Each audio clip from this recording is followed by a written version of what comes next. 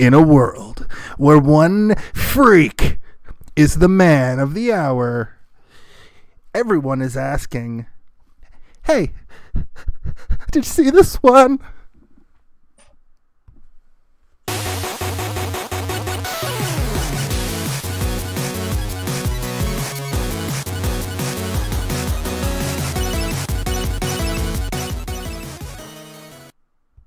Oh, hello.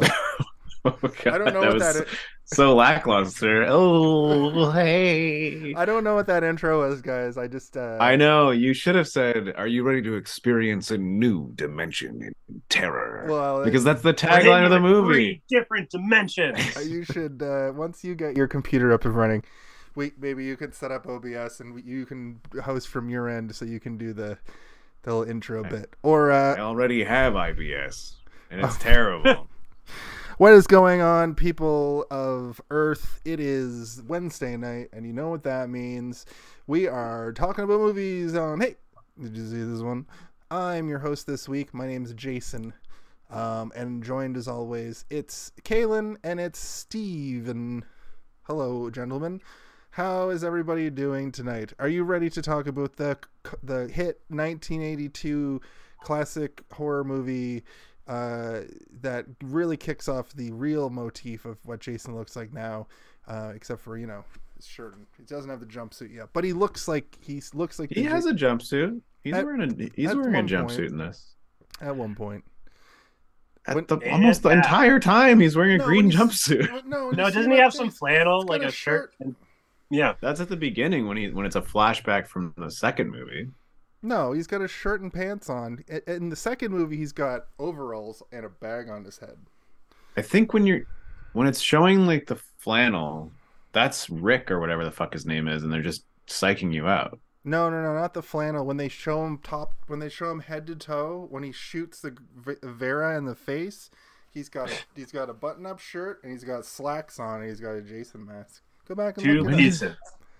He is wearing a coverall at one point, though. Maybe it's the flashback where he's trying to grab ass. It's definitely the grab ass part, and also he's wearing a coverall when he's skulking around at the beginning, when he's going after the couple.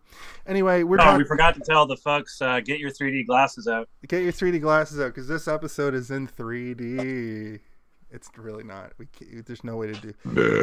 There might now be presented in smell-o-vision. Okay. There might be a way to do that. Like there might be some filter that you can get that might allow you to put on 3D glasses, like what Kaylin has. And man, it should be easy. You just have the same image, just kind of overlaid, but slightly off center of each other, and then I guess add blue and green filters, or blue and red rather. Yeah, that's not how it works at all. It's kind of how it works. It's how it works in like when it was comic books. The cartoon, the drawing books, those like 3D. Which I had. I have a So this movie, Friday the 13th Part 3, is in 3D. I liked it when I was a kid. I saw it referred to frequently as Friday the 13th Part 3D. I did have a lot of comic books that came with the 3D glasses, like what Kaylin has, but they were just paper. Most notably, a Ghostbusters and a Ninja Turtles. I had dinosaur books. I had the dinosaur ones too. For learning. Oh, not like dun dun dun dun dun dun dun dun. No, learning about dinosaurs. Okay. They made specific paper 3D glasses for this movie, and I kind of want a pair of them, but they're like super expensive. Like you probably got them at the theater in the 80s. Yeah, exactly. It's like cinematic, like historical memorabilia at this point, even though you probably didn't have to pay anything for them when you got them back then. Yeah, part of the movie ticket. Yeah, they all ended up in the landfill because people are like, these will never be worth anything. That was a dumb popcorn movie that, Yeah, it was a dumb popcorn movie. So what we'll do is the same thing we do every week, and this would be a part where I hit a button and there would be a little thing but it's hey, did you see this one? Your history with this movie. Oh, it's a history of the movie. When we make one of those, can one of them be like just me saying it horribly like that? Like it's the MPAA rating. Yeah, as long as you don't mind like another recording of me in the background going, "Oh God." Yeah. Yes, saucy Phillies. Okay, so this week, since we started with me last week and the week before, we won't start with me this week. I finally got my payoff. But let's go to Kaylin first this week. In your history with the movie, can you give us a brief rundown of, because you're the only one of the three of us that has the DVD version, which is the only version I think that you can get, that, because I looked online, I couldn't, it doesn't seem as though you can get the 3D version without owning the version that you have. I was thinking about that last night. I was wondering if they made a VHS, a 3D version on VHS, and I can't imagine them ever doing that. Like, that doesn't, like with DVD, it's kind of easy to have both, but with VHS, it's one or the other. I could see maybe at some point a special edition double VHS maybe coming up, but I don't think this movie was that. No, I don't think this movie was that big. This series was all about making money and not about taking weird risks. Like, let's make a fucking VHS copy of the 3D version, and then you lose your 3D glasses, and then you have to mail order them from the back of a comic book, because that's like the only place you could get those in the 80s and 90s. Or a dinosaur book about learning. I went to the dollar store actually looking for like a dinosaur book or something that had the paper ones, and I couldn't find any, so I ordered these off of. Well, they don't really do that anymore, because like 3D was a gimmicky thing at one point, right? And like those books and stuff were sold on the idea of 3D when we were kids, but now 3D exists so accessibly in terms of like 3D televisions and going to see 3D movies every weekend, and it's a much better version of 3D than the point that like 3D TV has come and gone even. You don't really get... people bought it and realized like, this actually kind of hurts my head. It kind of sucks. The best to sit in the center of the room. The best version that I saw of it was you had the glasses you put Avatar? on took batteries. No, I'm talking about a TV. The glasses you put on like took batteries, and you had to turn the glasses on, but it would like 3D eyes non 3D shit. So I watched an episode of Seinfeld, and like, it's not perfect. It's very much like when when you 3D eyes a picture on Facebook. Have you guys ever seen that effect? How it kind of makes I had a TV that did the same thing, where it would 3D everything. When I was living at Lisgar, we had a 3D TV and we had the glasses, but it was so terrible. It's like, it actually was bad. But that said, I have watched 3D DVDs. I watched Judge Dredd in 3D on my my original PSVR, because the PSVRs will show 3D movies, and cool. it was fine. Like, it looked pretty cool. So like, if it's good, it's fine. But like, to go back to what we were talking about, 3D is sort of a dead medium, except for if you see it in theaters. And personally, I prefer to just go to the movies. I saw Screen X. I didn't bring up Avatar. I was going to bring up seeing Ant-Man in Screen X. And Screen X was a cool, different thing where the sides of the room light up too. Like, the sides of the room kind of enhance the experience because something's projected onto the wall. But almost like a 180 kind of thing or something? Yeah, it's like 270 degrees or something. But the problem with that, they used it sparingly. It wasn't like the whole time. And if they had used it the whole time, I would think it sucked. I would like to see some hybrid of that with glasses that don't dim the movie also. And also glasses that can go over glasses, like, not awkwardly. That's true. That's glasses. Activate glasses now. Not to name drop or whatever, but Kanye kind of did something like that not too long ago, where he had, I think it was personally, it was kind of like an immersive experience where there was the main screen, and then I think there was the side screens, and then a top screen. So like, you were everything that was going on in the scene, was like you would see all the angles or whatever. That's you didn't need glasses. Like, it was just, you look at this screen or you look at that, like, that thing. That's kind of what Screen X is, except it doesn't have the ceiling. It just had the wall. The best 3D experience I've ever had was the Terminator 2 ride at Universal Studios when I was a kid, and I'd never seen 3D before. And when the robot blows up and the skull comes at you, I actually was like, I got so scared because I believed that something was coming at my face, and it was intense. Yeah, you heard what I said. Coming at my face. The best 3D experience I've had recently wasn't really 3D, but it's the PSVR 2. There's a couple games that I've played. One is the Star Wars Galaxy's Edge game, which is based off of the Galaxy's Edge ride at Disney. And the other one, it's basically exactly the same. If you were wondering, Steve, if you come by this weekend, I'll let you play the demo for it, or we'll just buy it and beat it. The other one, like, we're just beating it to the game, just looking at it together. No. Yeah, we'll buy it and beat off. The other one is the Horizon Zero Dawn companion piece, I guess it is. It doesn't really take place in between. I don't think it takes place necessarily in parallel of the second game, but you're this other character. You're not Aloy from the main character from the two games, and you're this like thief. Her name's Aloy. Yeah. Not Alloy. It's a little on the nose, I know, because of the metal thing. But it's basically like a climbing exploration bow and arrow sim kind of thing. Like it's kind of linear and you go through it. But the thing that's really cool about it is the PSVR 2 you can map your room. And when you're in an area, you can like walk, or like if you have enough room in your living room, or you set it up in a basement, you can actually like walk around in the space. It's not like the old VR experiences where it's all kind of happening to you. You can now create so much havoc in your space and trip and break stuff. Die. Yeah, I move a bunch of stuff out of the way to play VR now because I basically have to. One of the main reasons I still haven't done it yet is because I'm like, I feel like I might accidentally punch a hole in my TV. Like, I might just try it. Well, you played Beat Saber. I need like a harness. I know. Yeah, actually, your original apartment, we were quite close to the TV. Yeah, and I knocked shit over there all the time.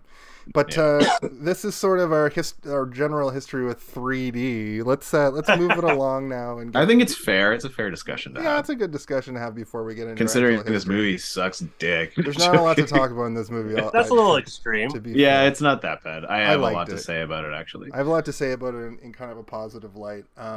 But we'll get to that once Kalen gets through his history with the movie, but also let us know some little bits about sort of what the 3D added over just watching it on the 2D. Yeah, and if you can throw in how much you love learning about dinosaurs at any point, feel free to add that as well. Apparently they didn't exist. Oh God! You're one of those. A joke. I kid. No, the Jews put them in the ground so we'd think no, stop this. I hate this. I'm quitting. I'm sorry. That was a joke. I did, when I was reading up on the movie, though, I read somewhere that there's a theater that still has the original 3D film of the movie that they show in like around Halloween time, like in October or whatever. But in regards to my first, it was called The General, and it was in Toronto, and they did it up until 2006 when The General was sold, and they sold the print to another owner, and now that print, I believe, is the same print floating around in Toronto, which is kind of cool because that's where two of us live. We can go watch it, Jason. Hopefully. Keep your eyes peeled for I'm gonna Friday the 13th, Part 3. Yeah, I will preface with saying where 3D tech is right now, really the best way to do it is at a theater and just leave it there for now anyway. But obviously the only way it's going to get better is by trailblazing and creating these new ventures. And anyway, so my first experience with this movie was so this is going to be a bit of a regurgitated response, but as said before, about 2 years ago is when I decided to go through the list of the classic horror movies, and this one was so with Jason. Without having seen the movies prior, I always just knew the hockey mask version. And so like I saw the first one and it wasn't even him. It's like, well, that's weird. Or not weird or whatever, but it was just I wasn't ready for that or whatever. And then the second one, he's got the bag head or whatever. I was like, no, where's my Jason? What the fuck? I can't handle this. They keep fucking sticking their finger in my ass and then not finishing the job. And then this one comes along the police. And sets the course. They find their stride. We get an awesome character with Shelley, But yeah, so my first time, 2 years. I don't know if I would say awesome, but yeah. Here's one of my favorites. All right. Lovable, the original nice guy. Yeah. But yeah, I was like, okay, so this is where it like. So yeah, first experience 2 years ago. This is when I'm like, okay, this is now Friday the 13th for me, kind of thing. And 2 years ago it would have just been like the regular version or whatever. And then last October, I do believe, is when I got the whole series on DVD. And the DVD copy, I put it in, and it's like, do you want the 2D version or the 3D version? I'm like, what? They have it on here? Perfect. Yeah. I don't have any 3D glasses. So I went around to like dollar stores and Walmart or whatever, trying to find like those old like 3D books that I remembered as a kid to get like a pair of paper glasses for cheap, $1 or whatever. But I couldn't find any, so I ended up ordering. I think it was like a pack of 6. So if you guys want to copy a pair, but I sent them to all of us. We could all be wearing those cool glasses right now. My bad. So my first 3D experience was November, I believe, when my glasses came in, and then I watched it in 3D. And so watching it in 2D, you can see the scenes or like the visual kind of gags or whatever that they do that are specific for the gimmick stand out so much, like in the 2D version, like they're doing it for that, but it just doesn't really have any effect in that medium. And then watching it in the 3D version, it's not crisp, like it's not clear, it's kind of fuzzy or whatever. There were a few of those visual gags though that did kind of work. So like the first one with the guy in the clothesline and the stick that was holding up the clothesline falls down and he picks it up and it like comes at the screen. Or when the scene of the kids playing street baseball and the scene opens with the bat like right in your face. I was hoping the popcorn would be kind of fun and cool, but it was too like little. It was like quick little pops, and it just wasn't really working that well. The harpoon to the face was awesome. But yeah, so like as far as my 3D experience, it's a fun little novelty, but it again, like the tech's not there for it to really work effectively, unfortunately.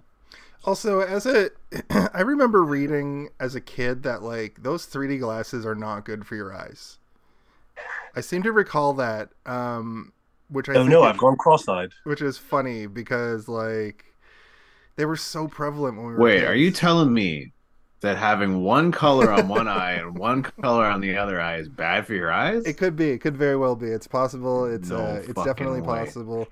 It's definitely a possibility. Kaylin, is that everything? Tell me. I need to know about one more thing that I thought might have looked cool. When he throws the knife, and the knife comes. Was that okay? Would that look all right? Or was it more like things that are stationary, like the yo-yo? Stationary was better. Moving things, not so much. Stationary, it's because they're not relying on accuracy of an actor, or like you can really tell in certain moments that the actor is not focused on acting, and what they're focusing on is trying to make sure that they're lining up the item into the frame. Yeah. Specifically that clothesline, the guy looks right into the camera. And you can tell he's like lining it up to like a tape mark or something. And the guy yo-yoing, he's like so fucking focused. Like he's not like, haha, I'm yo-yoing at you. He's like, well, something I noticed about all I gotta get this yo-yo right. You can tell it's a 3D scene if they spend way too much time on it. And I find that the same thing happened in that Harold and Kumar. I talked about this last week, I think, but the Harold and Kumar 3D Christmas movie. Yeah. So there's a scene where they throw a flaming Christmas tree out a window, and it's in slow motion, and in not 3D. It looks so weird, and it really reminded me of when we saw that him just hold the bat and holding the stick at the camera like that. The 3D effect looks like I love it though. I think it's so funny. I think it's so funny to watch something that's like supposed to be in 3D and it's not in 3D, just to like see those moments where you're like, this is hilarious. Like it every time it happened, I was like, joyous. I was like, ah! But I'm because also, I didn't have the 3D, so it was funny to me. I'm also wondering if there's moments that didn't look like they were supposed to be in 3D. So there's one moment where Fox goes into the barn and she's just kind of fucking around with stuff. Touching everything, every single thing. She just touches every single thing. Like she's never been in a room before. She's like, wow, look at all of this stuff. I was wondering if that was supposed to be a 3D moment, in that the things in front of her were meant to be kind of 3D, and it was supposed to look like she was in 3D space. No, man. The 3D gag in this era was not like the James Cameron version of 3D where the environment is 3D. It's like the items are coming just at you like that. It's only 3D. this way. It's only this way. It's never depth. Like you're never, There was I think there was a joke on, I think it was like Full House or something, where they just kept going, ooh, yeah, like well, Wayne's World. That's what it was. And like, so the whole James Cameron like 3D revolution stuff that he was doing with Avatar, the first Avatar, was that he's like, we're not creating, like there was movies that came out before that were using 3D, but he's like, I want to create 3D that like makes you seem like you're looking into a window rather than it. Oh, I'm sorry if you guys can hear this. Like, no, it's cool. I heard it for like a second, but your mic pretty much kills it. The thing that I've noticed about modern 3D compared to like this, the visual gag stuff, is now they don't play up the 3D. It's more like you're sitting in the room, and if it's raining, there's a bit of, you can kind of see the rain in the theater, or if it's snowing, the snowflakes are like coming in this down era. The gag was, it's coming at you, like, and like you're supposed to be startled by it coming at you. Exactly. And that's why it's so funny to me to watch this, because it is like that gag, the Full House gag, like the like that's what's hilarious. I posit that it would look a lot cooler, not necessarily in a regular theater, but in the setting of a drive-in movie. Like that specific setting might not make it look better necessarily, but that's the ultimate fun you can have with it. You know what I mean? Feel like, I wonder, did 3D work at drive-ins though? I'm sure it did. But the thing is like, well, I'm not certain. I would have to look it up because I don't know for sure. I can't say. But like, I know that they need 2 projectors. The thing about 3D is that it's far more complicated than what you guys were saying. Where it's like, it's just 2 different colored cells and you put on glasses and it connects them. It's like, no, there's lots of other factors you have to take into consideration. Like, they would only be able to play 3D movies in specific cinemas and theaters within those cinemas, because the people would be sitting in specific spots where the 3D effect would be accomplished, where it would not be accomplished elsewhere. You know, like you have to take those things into consideration. You're right. I just looked it up, and a quick search says that it didn't work well in the drive-in setting. Yeah, it's because they did it. A billion. Yeah, I'm sure they did. It's about the darkness of the room too, right? Like that's kind of like. Did you watch it in pitch dark, Kaylin, or did you watch with like a lamp on, or like? No, pitch dark. I just wanted to see the screen or whatever. One other thing I'll add though is I was surprised that I was able to differentiate colors. Like I don't know why that seems surprising to me. I don't know how the brain works. But I just find that really interesting that I was able to actually see different colors. Like it's because when you look at a magazine, it's usually in just like that blue and red like outline, and you don't get color. Yeah, exactly. But you're watching those 2 colors happen, but also that color from the movie is there, right? So those colors came through a bit. That's interesting. Did you find that like it's almost your brain like, is pretty sick. We got good. Everybody has a sick brain. We can bro. do that shit. Did you find that? Dope. Because I remember there were 3D. This is your brain on 2D. This is your brain on 3D. Did I remember? I know so much about dinosaurs now. You would find books like those dinosaur books. I remember having one that was like this, and I remember watching movies that were meant to be watched in 3D, but I didn't have the 3D glasses, or maybe there were VHSs out there that had the 3D effect. But I remember that being like, take your glasses off, put the glasses back on, take the glasses off. Was this a movie? You're talking about, like tell you when in the bottom of the screen, it would say like, take your glasses off, or in the magazine it'd be like, take your glasses off for this section. And then when it's like, I remember with the Ghostbusters one, it wasn't the whole comic. It was just like there would just be a situation where they're in a room with a bunch of ghosts. And it'd be like, put the glasses on now. It'd be like, oh shit. Do you think that this movie could have benefited from, because obviously there's scenes that just aren't at all 3D. Yeah. Do you think they could have benefited from having something like that, or did it just make sense to just have the glasses on the whole time because you could see the color? I mean, personally, I would say it's probably, I would find it annoying to do the on and off thing, I think. Yeah. And so it's probably better just to do it straight through. With the 3D version, there is a message at the beginning of the movie where it's like the first few minutes of the movie are not in 3D, but you will need your glasses.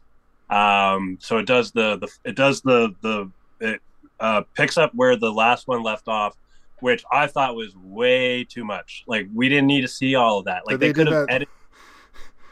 They did that in the last movie too, and I'm like, yeah, exactly. Is this a trend? Like, are they just going to end starting? I believe they stopped doing that. Okay. After this one this is the last one where they do it. Yeah. Because that shit, but in both movies, it's like 7 or 8 minutes. I mean, if you're gonna do a recap, fine, but like maybe film a new thing. I know, like, obviously the budgets on these movies are low for a reason because they yield so much cash and they do so well that they're like, well, we can like pad the runtime by adding 10 minutes at the beginning that is just 10 minutes at the end of the last movie. And this is like one of my main criticisms for when I rewatch these movies is I always forget about these recaps where I'm like, it's not a recap though. You're just showing the last 10 minutes of the movie. And I'm like, I know, I just watched it like not that long ago. Yeah, especially the thing is they just edited movie, like kind of the highlights of it or whatever, right? This was like a Saw thing, right? Like this movie came out 11 months after the second one. It's not like this is like every year they were making these for a little while. And it's like people didn't really need it, I guess. I mean, we live in a different era where you can look up a recap online right now if you forget a little bit of information, but 10 minutes is too much. Like all you needed to do is show her, getting wheeled away to the insane asylum or whatever, and I would have been like, oh yeah, I forgot. The third, it's like a lot of the MCU stuff. Like if you're at the third one, chances are you know what's going on. Like, and even if you saw this, even if you hadn't seen this, like the second one, kind of requires you knowing what happened in the first one in the same. Well, I'll use it as an example of this done so well. So much better. And like it's a very nerdy example, but it is a good example. It's the Two Towers, the Lord of the Rings. Oh, you can bring up Lord of the Rings, but I can't talk about Final Fantasy. You bring up Final Fantasy in every episode. This is the first time I've brought up Lord of the Rings. So, Jason is kind of like the final boss. No, he's really not like anything in Final Fantasy. Go ahead. Sorry. So in the first movie, The Fellowship of the Ring, Gandalf, in quotation marks, dies. And at the very beginning of the Two Towers, they have that whole moment, the audio of that moment being played over this helicopter shot of a mountain, and then it goes into the mountain and it shows seconds of that interaction between Frodo and Gandalf as the Balrog destroys the bridge, and then Gandalf falls and you see everybody run away. And that's like it's a pinnacle moment in the movie, the first movie.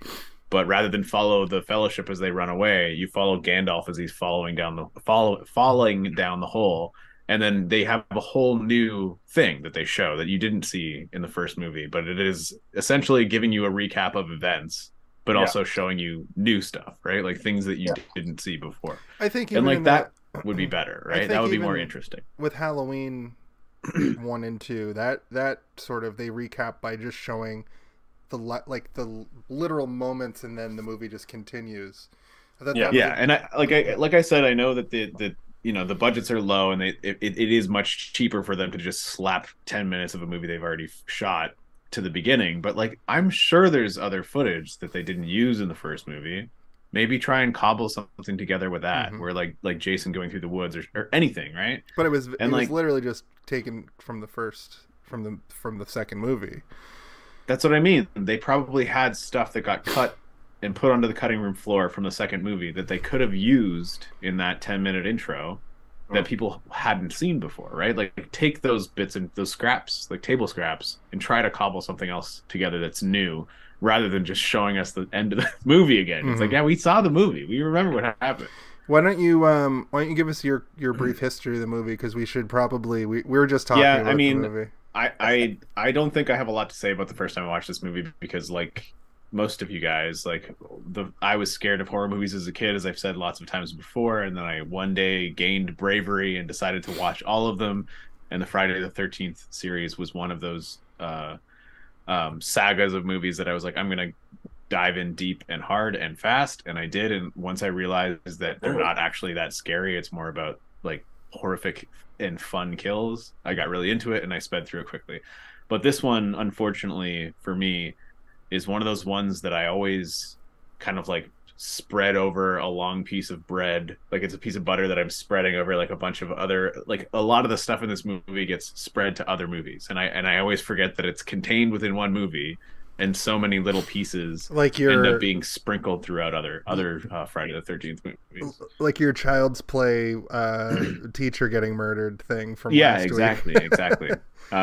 It's the same thing where so much of this movie I always forget is just isolated within this movie, and I think that it's actually sprinkled over it a bunch of different other movies. Yeah, that Jason outfit was like, he's synonymous with the jumpsuit, but that Jason outfit that you see him in that I was talking about, like that's that 70s Jason with like the slacks and the fucking button up. I'm like, yeah, that also reminds me of like how I would picture Jason in my head when I was a kid.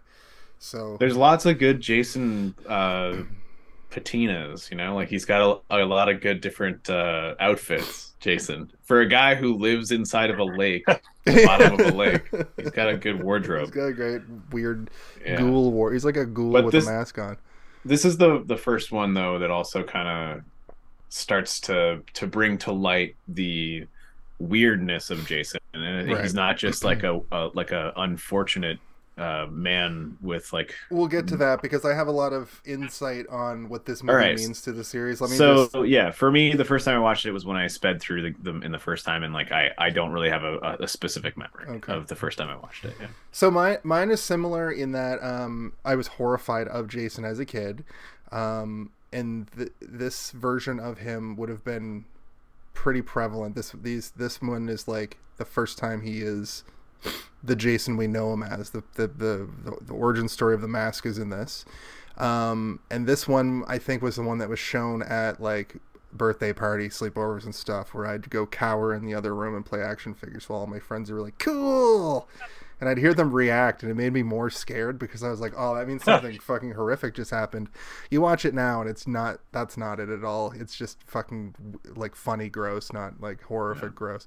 But the thing, Jason, you and I are so similar. I would do the same thing. Like I would go play like Star Fox 64 in the other room, being like, oh, they're watching Scream. I'm sure it's scary. It's called Scream. For some reason, they didn't even rag on me for it. It was prime opportunity to bully either. The shit. I think they realized like he's fucked. He doesn't like it's fine. We don't need to make fun of him. Like the main he's already one I traumatized. Remember, there was two that I remember very distinctly, and Candyman was one of them. And I feel like that movie, even now, like that one's going to be one that I eventually watch and be like, oh, that is kind of fucked.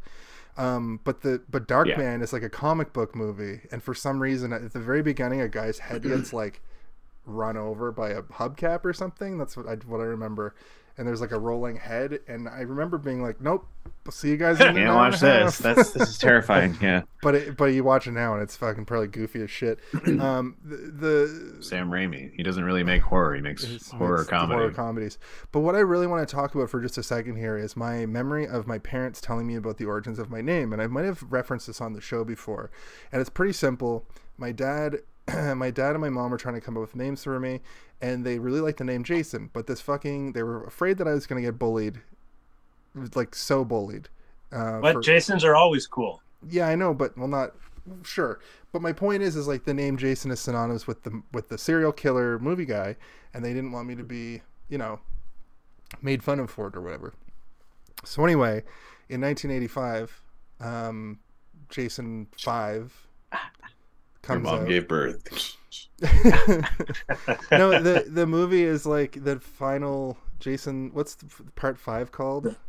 The final chapter. Friday. Yeah, the final chapter, the final Friday. So they saw that and they were like, "He's done, baby."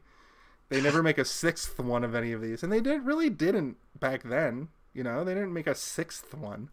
Anyway, let alone 14 more after fucking that. Yeah, 10 of them, 10 in this mainline one he and goes to hell. multiple reboots. There's 3 Halloween movies called Halloween. Just putting that out there. So it became a thing because of the Grimoire. But the thing is I always assumed that this movie came out in March. They named me between March and April, right? They were like, okay, we've got this name. Jason's dead for good. And then I assumed that the next Jason movie wouldn't come out. The way they talked about it is that next Jason movie doesn't come out for years.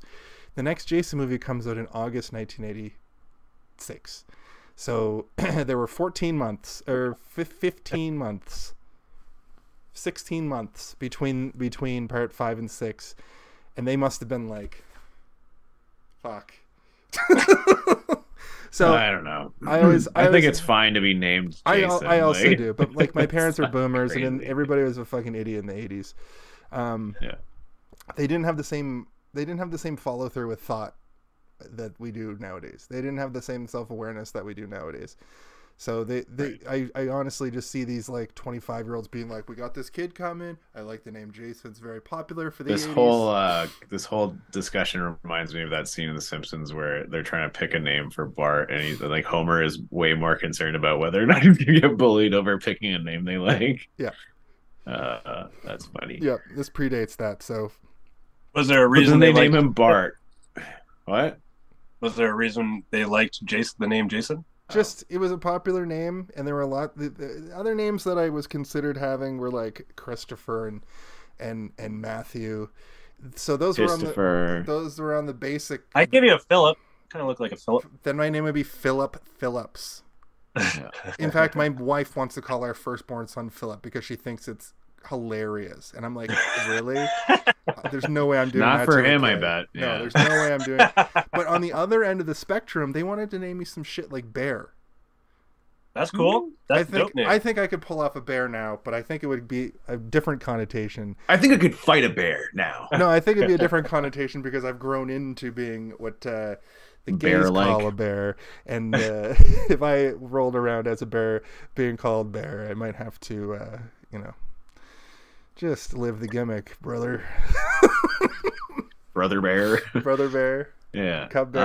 Anyway, my history with the movies, I watched it yesterday. And my new thing, I think, is going to be watch movies on Tuesday nights, watch them all the way through, and not try to jam it into my already. Yeah, man. I was trying to. We used to try and get them going every Tuesday at my house, like the ones we were doing for the podcast, because it is more enjoyable to watch with some of these movies. At least some of them, it's nice to watch by yourself. But I'll tell you, Steve, like this would have been way better. You live just too far away. Unless you get locked out of your apartment, then you come. Then I go crying to my house and watch Batman Returns with me. Please let me in. Yeah. But can I ask a quick question about the origin of your guys's your tag names or whatever, like Spider Hero and Boba Blackfly? Spider Hero is a comic book character I created, and the 9000 comes from me not wanting to have to make another. Because back when people were making email addresses, they put the year in their address, and I was like, it's going to be obsolete in 1 year. I didn't want to. So I'm going to use the year 9. Exactly. Exactly.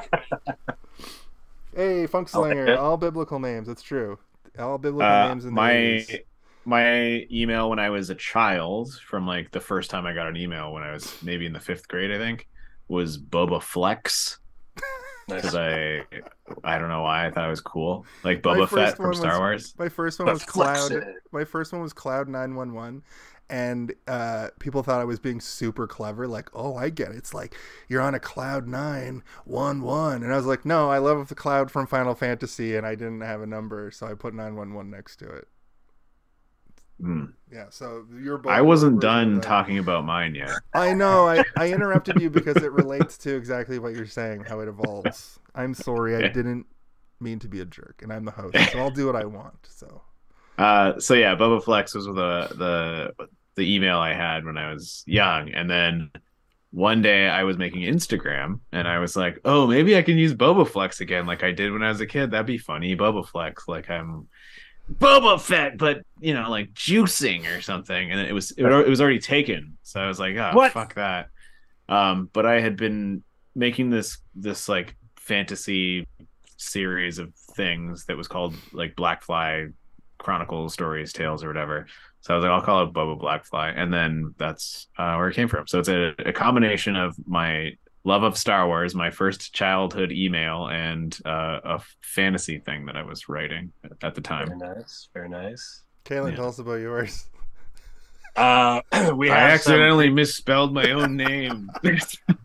Well, we have some Greek family friends, and the father calls me Achilles. I guess kind of because so like the story behind Achilles, there's like the goddess and then some Greek guy, and then they had Achilles or whatever, and they always called my mom Princess Di. Wow, that was you just really kind of breezed over the tale of Achilles there hard.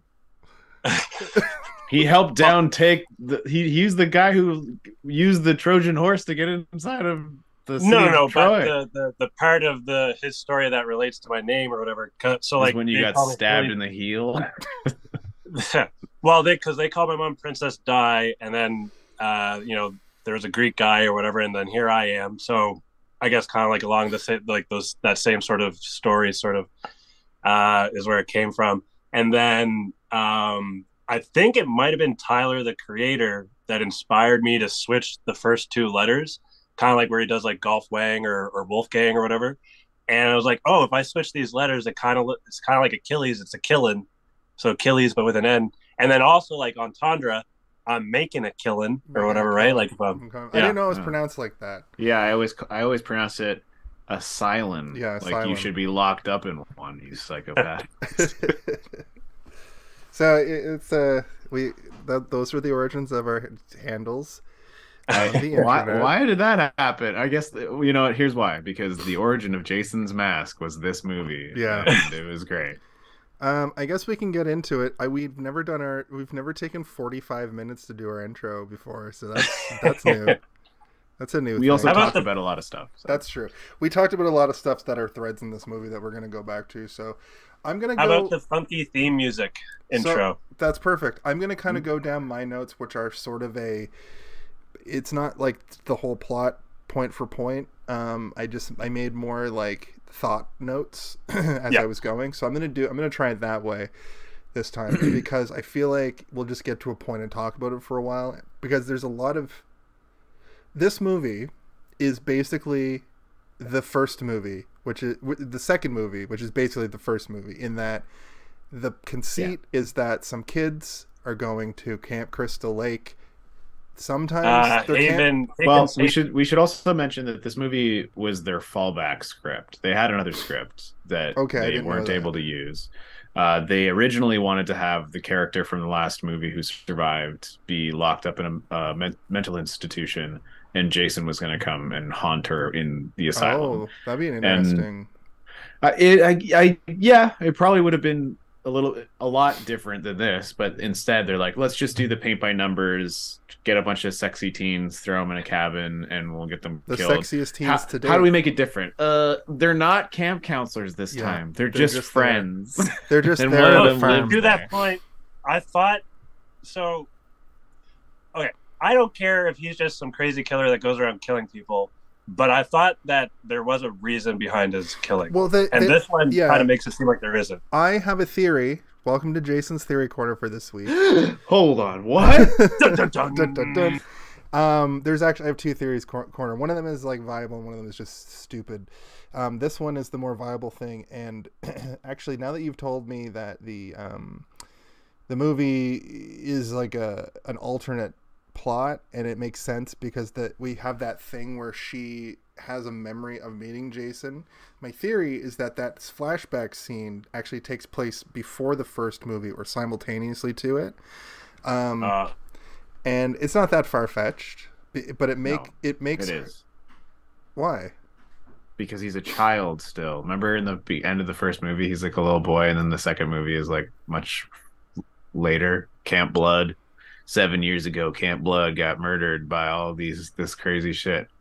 So, and she said that instance happened the summer before. Okay. So 1 year before. Okay, let me rephrase because that's a good point.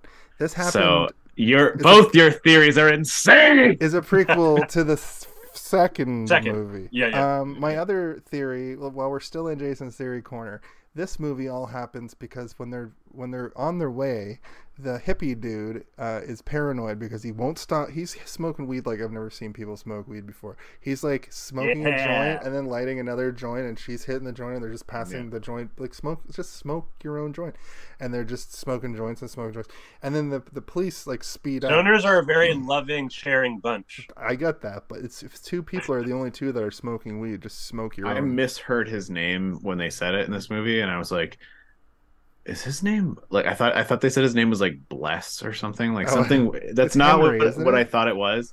It's Chuck, I think. Or Chuck and Chili. Yeah, the girl's name is Chili. Chili is that one. Chuck. Yeah. Chuck. Anyway, my theory, my even more far-fetched theory is that because they have to eat all of the weed that they eat, they never leave the van.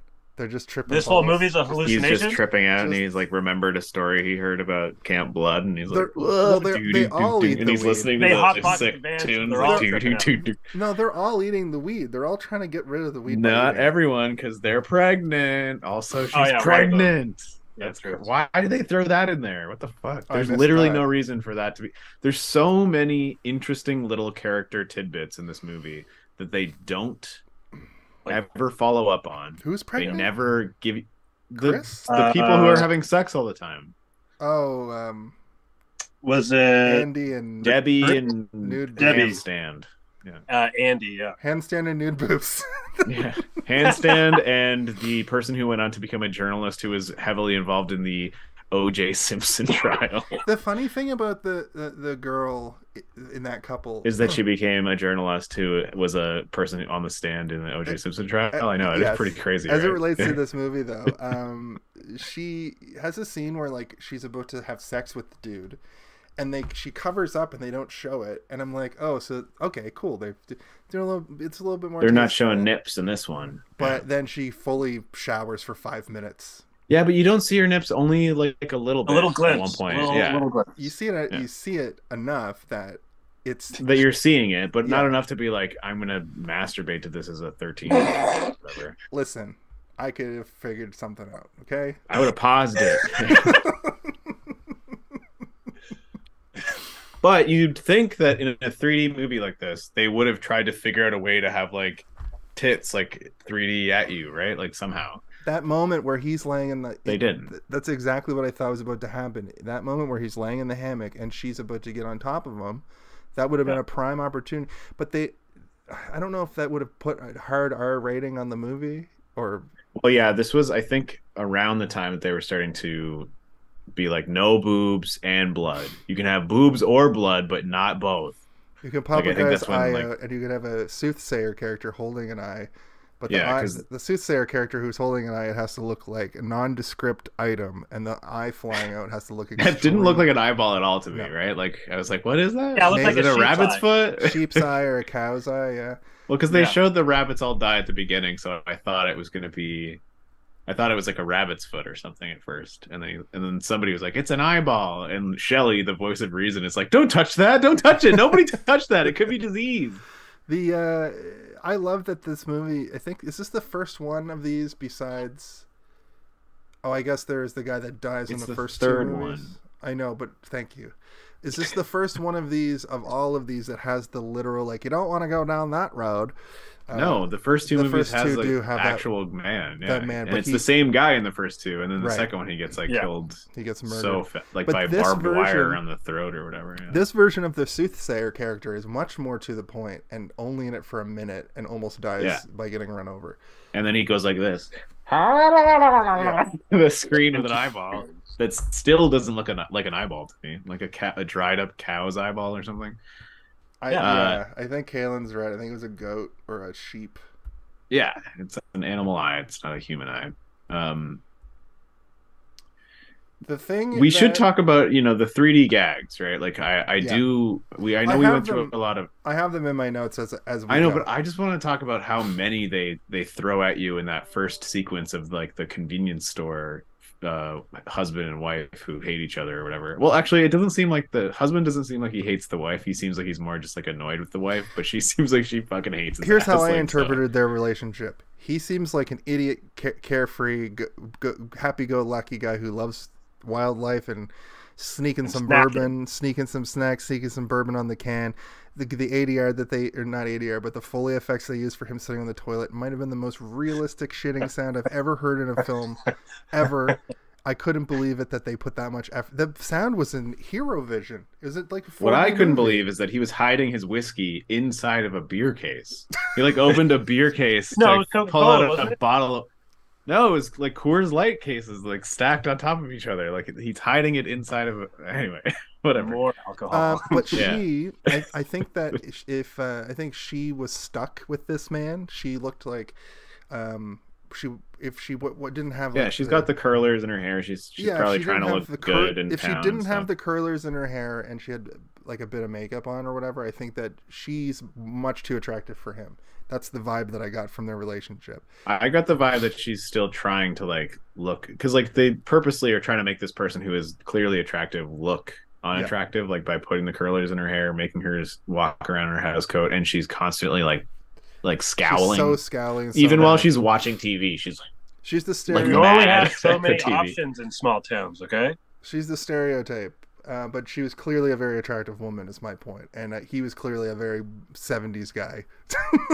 Yeah, just balding and afro. But he loves animals. Remember when he picks up the rabbit and he hugs it and he offers the rabbit a donut? You're like, this guy's a sweetheart. They heavily implied that rabbit is a wild rabbit. Because she's like, I know that he had that cage with the rabbit in it, but she's like, put that filthy animal down. No, she says put it back where it belongs, which is the cages in the barn, which is where he goes and finds the dead rabbit. That's where my head went, and then as I was saying that, I realized that I remembered. I remembered that I'm wrong. But that's Jason's way of saying you're not wrong, but Jason is skulking around, not me. Jason, the murder man, not me again, is skulking around the premises at this point, and he fully pulls the head off of a rabbit.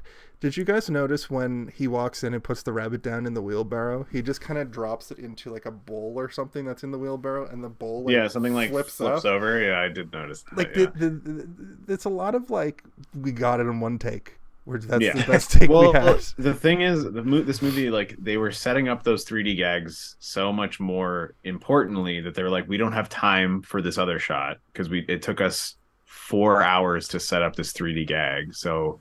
Just walk through and do whatever you want. Yeah. And it'll be fine. A lot of Shelley moments, I can tell that the actor was like not sure what to do, and like I'm like the director wasn't giving this guy direction. Like he was just saying like just be yourself or something, like there's moments where Shelley like looks directly in the camera and it's in the movie and you're like, what the, this guy just like stared into the camera for a couple seconds there. Which is terrible. Yeah, I know that's like 101 filmmaking. Did those opening credits, Kayla, I forgot to ask, were those fully in 3D? Like, did they pop out? No. But it did have a little, like, I'm not sure if like because it was in red or something, they kind of felt a little more highlighted, but it wasn't in 3D. Okay. Wow, that's surprising because it seems like they were really it should have been, exactly, 3D effect. And that probably would have been the best use of it for like just the font, and stuff, right? And to get people hyped up for baseball bats and snakes and shit. So like, I just wanted to say that within that opening sequence, because this is about when he dies, right? Like he gets killed and then she gets killed. There was one more thing that I wanted to mention before that, and it was a 3D gag, I believe. But the whole snake thing, what the fuck was that? Well, it's implying that the snake killed the rabbits. It's in the rabbit cage. Oh, okay. But did you when they show the actual rabbits through this snake strike? It's clearly got a bunch of strings on it. Like it's like that's how they got it to come towards the camera. They pulled the strings. Steve, I get that, but it's such a poor animatronic setup that. Yeah, but I mean, we're watching it now on like high definition televisions and like prints that have been pulled over. Like it probably was not nearly as apparent, and they didn't worry about it. They're like, no one's going to notice it, and if they do, it's fine. They'll forget about it by the time the baseball bat comes. That's a good point, because the whole thing would have been too that like the screen wouldn't have been in like you're in a dank theater. There's probably the mist of cigarette smoke, right? You can still smoke in theaters. Back in the day, you can do that. And then the projection quality isn't as good, even though film is better than digital. But even back then, like the actual projector had to like be of a certain quality.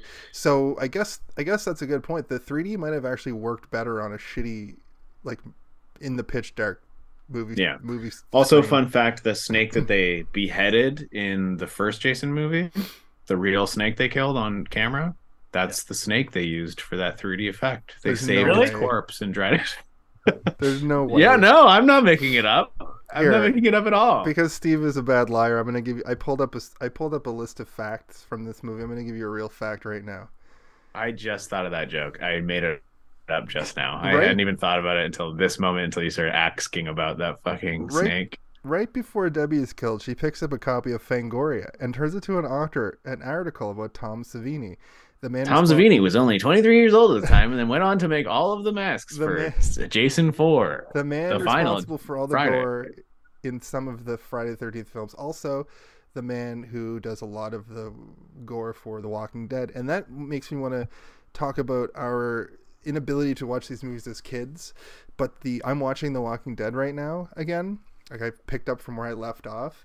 And the writing is bad, but the horror element, the gore, and the fucking spookiness is off the charts compared to these movies that supposedly would kill me if I watched them.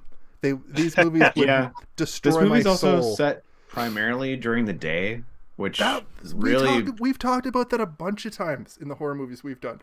The whole John Carpenter month.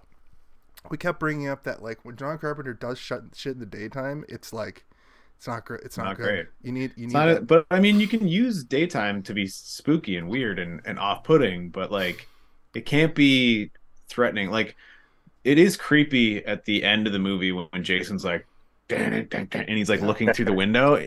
Through the window, it's creepy because he's in a dark little. He's trying to get out, and it's like. But then when he comes out and is like running, I'm like, you look like Chunk from the Goonies. This isn't that scary.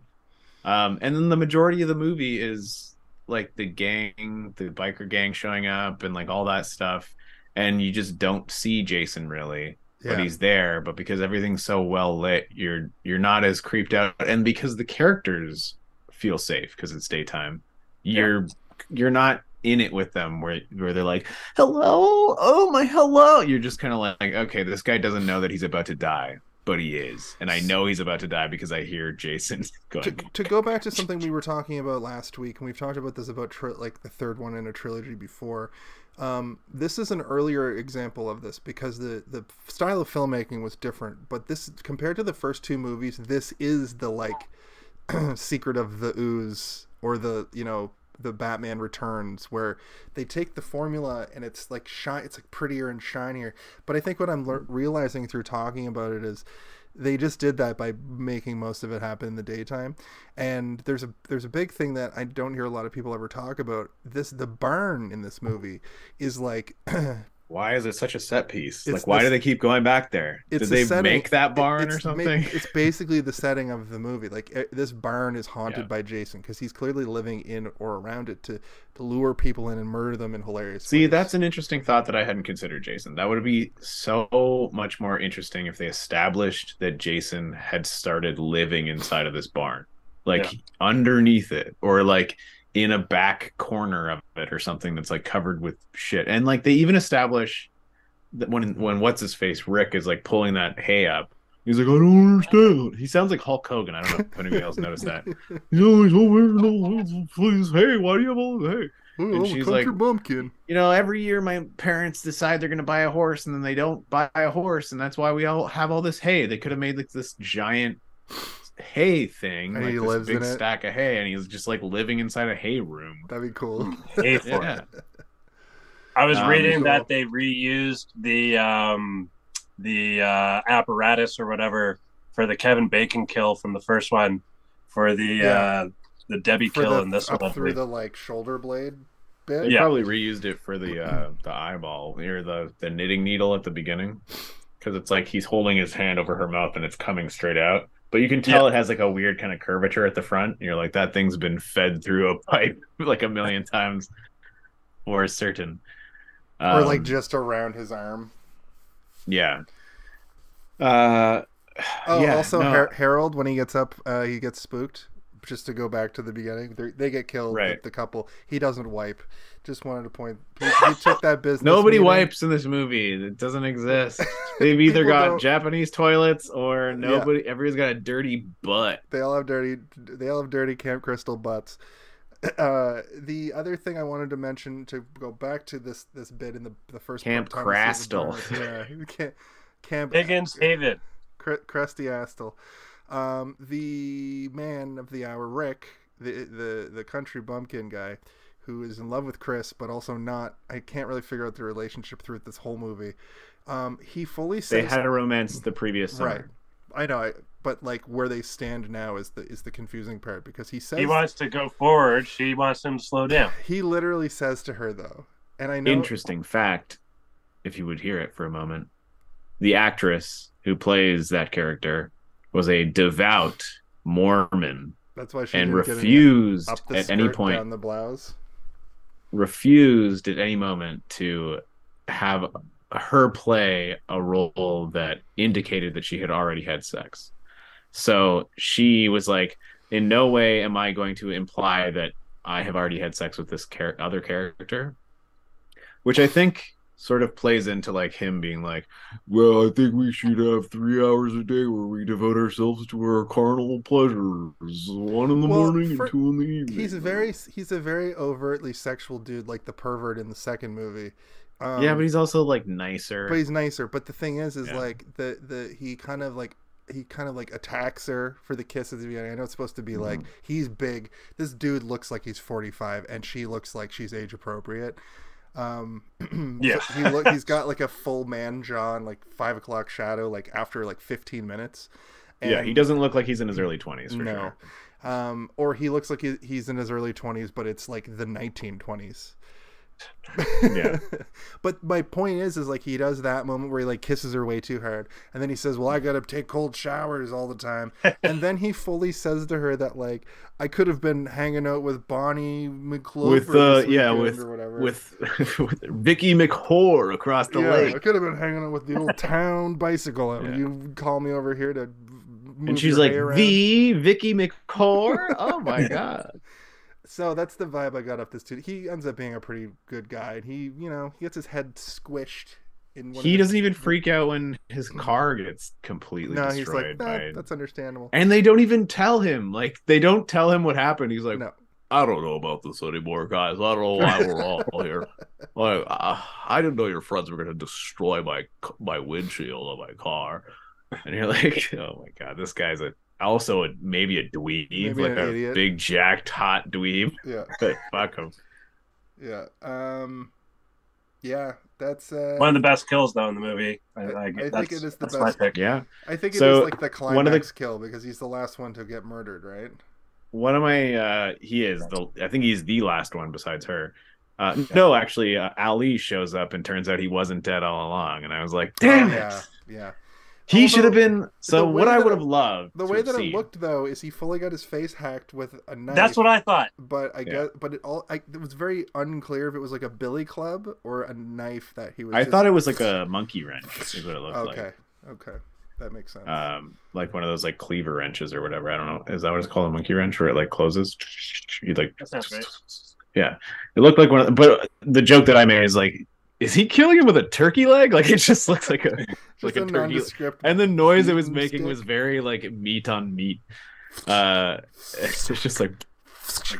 But also, yeah, he hits him like 5 or 6 times, and he killed the other 2 so quickly that you're like, okay, he's dead.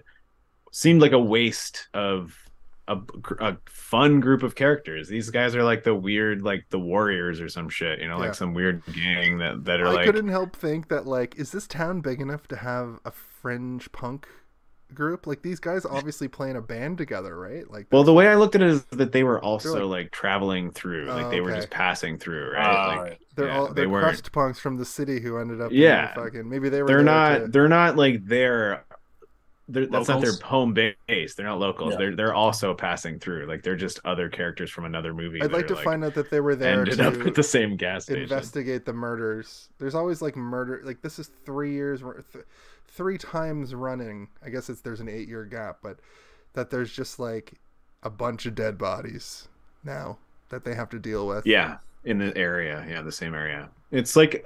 It's a swash. It's not all at the camp because this isn't the camp. This is Higgins. Right. This is Higgins. But it's on the lake. Like it's on the lake. Yeah, I assume it's the same lake, but I don't know. They never mention the lake. I don't think they do. I can remember. Well, the shop that they go to is called Crystal Lake. Blah blah blah. So the town is at least the town. Well, it's Higgins Haven is the sign. Where they are. But the general store or the wherever they go in town. Does it say like Crystal Lake General or something? Yeah. I noticed that because I was very confused. I should have been paying more attention to that. I was way too into getting invested in the 3D eggs. Well, once so many 3D eggs. Once the wallet, throwing the wallet. Once they throw that one was brutal. Once they throw us the that was their best take. He couldn't hit it in the center. It's like, come on, man. Like we did it 27 times. And that was our best fucking take. It's like goes off to the side. Like this guy can't throw his wallet at the lens. Once they throw us the curveball that Chris was here before, I was trying to figure out like because at this point I didn't know. I forgot that the first movie there's like a 7-year gap, kind of like last week's Chunky, with the 8-year gap.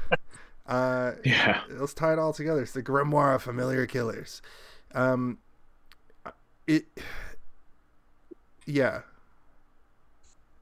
was I saying? I fucking lost. I don't know. I lost my train of thought so hard there because I feel like we supposed to be curveball with Chris was there before. You didn't realize. Right. Sorry.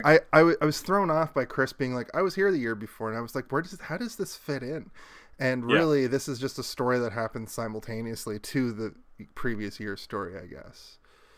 Yeah, I think so. Because, I think what the implication is that, like, he kills them, or kills all the campers, and then, like, because she's, on the news. The woman is, like, looking at the news at the beginning in the general store. So they're like, a lone survivor of a psychopathic murderer. So like, I feel like this is a couple of days after. This happens a couple days later, but the flashback happens. Sorry, that's what I meant to say. Happens simultaneously, or before, or slightly after. Or, no, sorry, slightly before. Part 2. Year before. It was supposed to be last summer that she was there. Yeah, but last year when I was like, I got slightly molested, maybe, I don't know, and then I fell asleep and then woke up in my bag. Like it's so vague of what that was dumb. It was such a stupid. Like every other character is so much more interesting than her character. But that's clearly and she has a moment where she sits down and is like, "This is why you have to be invested in me," and I'm like, because you got That's clearly attacked? It's clear they had another script. That's why you're interested? Because that's an insert storyline. They were just lazy. That's an insert. But every other character has so much more set up, right? Like that's what I'm trying to say is that like almost every other character, except for the two that have sex all the time, they're boring. They're just except like one of them walks around on his hands all the time. Like, was this in the script, or did this guy just show up and be like, "Hey guys, I know how to walk on my hands. You want me to just walk on my hands everywhere?" And they're like, that's what happened. Yeah. As long as she uses nude in the thing, and as long as we can go like this, and it's listen, 3D. She also had the most successful career out of everybody else in the whole movie. What are you talking about? I saw Shelley and stuff. I'm pretty sure. She became a journalist and sat on the stand for the O.J. Simpson trial. Had definitely the best career that had nothing to do with acting. But anyway, but Shelley was more interesting. What's her name? The one who wears all red. She was even a little bit more interesting. Vera was my favorite. Vera was my favorite. She was the smartest. She's the only one. She was plucky. But she's also the only one in any Jason movie who like realizes when Jason shows up, or any horror movie up to this point, when someone shows up in a disguise, where she's like, "Hey, I found your wallet," and then she's like, "Wait a minute, who the fuck are you? You're not the guy I was just talking to at all." and then she unfortunately gets shot in the face with a harpoon. But like, which wouldn't have killed her outright potentially, which means she definitely drowned. Yeah, she probably was dying. She was probably like that's not a guaranteed death in the eye. People get shot in the eye. But it goes into your brain. Wouldn't that hit? Not necessarily. It could have gone anyway. My thought could have gone south, could have gone north, it's much more west, could have missed the brain. Because nothing scares me in these movies. I had to make it more horrific for myself. Just like last week when I had to really go down the psychological horror element of Chucky tricking all those kids into murdering each other. This one I had to be like, I was like, oh, that definitely, she is just in agony and drowned. Yeah, I also think that like her and Shelley's interaction was genuinely interesting to me, where he was like trying to get her to like him via his weirdo because he's Jonah Hill getting Emma Stone. What? Stone, yeah. From McBig or whatever the movie's called.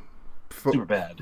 Yeah. It's like, I guess an apt analogy, because he uses his idiocy to try and get her to like him, and then she's like, I like you for you, and not they both for have your fat. weird shit. They're both fat with afros. What? Oh, Jonah Hill and I thought you were talking about Vera. Listen, no, Vera's let's stop talking about the physical attributes and talk about the similarities of what's happening in the movie. Vera's fine. I hope. I assume she was like 25 playing 16. So just gonna. Oh my god. This is how Justin Roiland got canceled. No, I haven't groomed anybody. Okay. Yet. No, you said that. Anyway, I wouldn't let's even just know talk where to about start. the movie. So she is actually like, she has a lot of charisma, right? And she's fun, and she's like being like comedic to a degree, and she's also open to like working with Shelley, and like, you know, she's like, I got to get out of here when he pulls the gag where he pretends he's dead, which was great. Which was a great special effect, by the way. Like I knew he was faking it, but it looked like they just used the same special effects they used for other gore scenes. Yeah, like he knows how to. Well, that's what his whole box was, I assume, is just like a makeup box of like horror effects or whatever. Which they, in the next movie, the fourth one, they really go deep into like.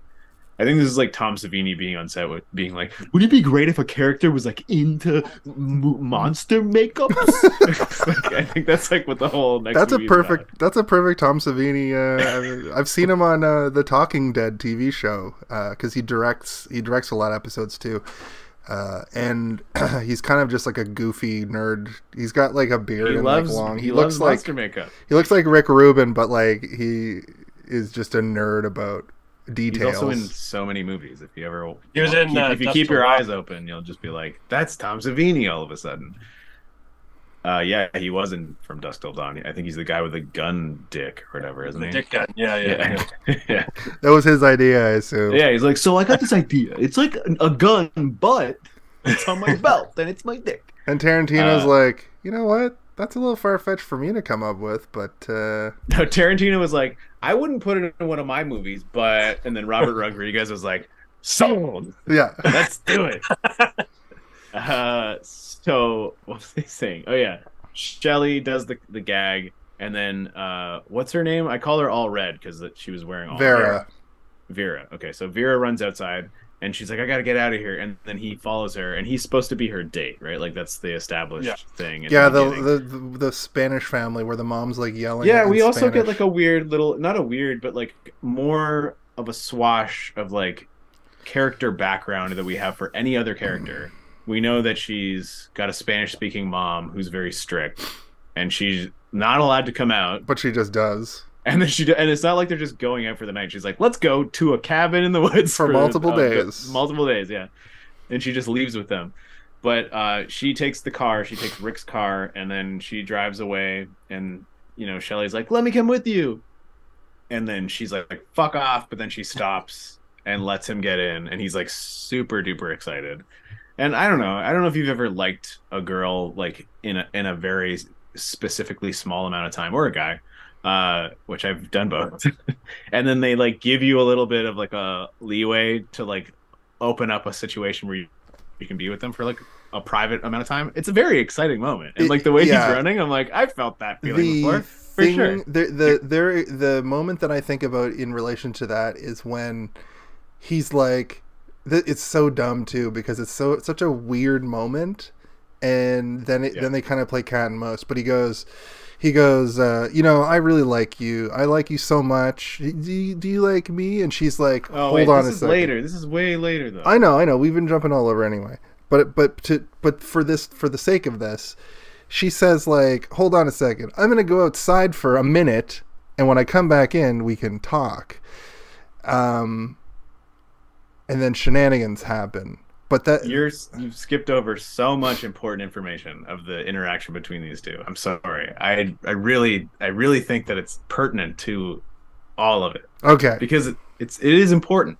Okay. It's important. It's important that they go to the store, and it's like important that they have the interaction at the store with the biker gang. Well, let's take us through the store. So he runs up, he's feeling the butterflies in his stomach, gets in the car, they go into town. He is like, this is my chance to prove to this person who I'm supposed to be on a date with, who I find charming, and or you don't really even know that yet, but he's like, I'm attracted to her, I assume, because she's attractive. And you've already got his moments of I almost said self-deprecation. All of them there. Where he's like, they're all going skinny dipping, but I'm not skinny enough. Like he's like putting himself down, and you're like, all right, buddy, put your sad sacks stuff it in a sack or whatever, as Kaylin would say. Stuff your sad sacks in a sad sack. You sad sack. And they get to the store. He pays for everything, but there's the interaction of the motorcycle gang, who we think is led by Fox, the woman with the bandana and the leather jacket. Right. But maybe it's not run by her. She seems like she's the girlfriend of the leader, Ali, and then you got this other guy who just perpetually got a cigarette in his mouth and he looks like a fucking dildo. And they play this game where she throws the wallet, or Kelly throws the wallet, and then Fox picks it up and is like, makes her say like, give me the wallet, or give me the wallet back, please, ma'am, or whatever. It's stupid. But also there's like a moment of like, weird, is it racism? And I didn't really think about it until food stamps thing? The food stamps thing. Because I had forgotten that her mom is like a Spanish speaking lady, and I was like, so she's supposed to be Latino in some way, right? I think it was like, you're a kid. But that is actually, it's like, why do you say food stamps? That's a good point. That's a good point. That's definitely a systemic racism of the era. That some country bumpkin would be like, oh, this person's Mexican, and and this is, we don't take no food stamps. And it's like, excuse me, like, what the fuck is that supposed to be? To be fair, she does go, hoof, and then be like, Shelly, I need money. Yeah, I guess she was about to pull out her food. She's about to pull out like one food stamp. You're like, is this enough? Mm-hmm. I didn't think about this bag of fucking Pringles or whatever the hell they were buying. But that's a good point, yeah. So then this is where you introduce the wild card, the element of a Jason movie that has not been introduced yet in any of the other Jason movies. It's always the camp counselors who are all friends or frenemies and they all know each other. But in this Jason movie, we have 3 bikers who are scary and mean. I'd like to bring up a popular segment that I do on this show called The Home Alone of It All. And I'd like to discuss whether or not No, sorry, that's not it. Or whatever. Is the Home Alone of it all, does it begin when the bikers are introduced? Because the action ramps up pretty significantly, but I would also posit that the Home Alone of it all is when Chris actually gets back, or when Jason goes into the house and systematically murders everybody.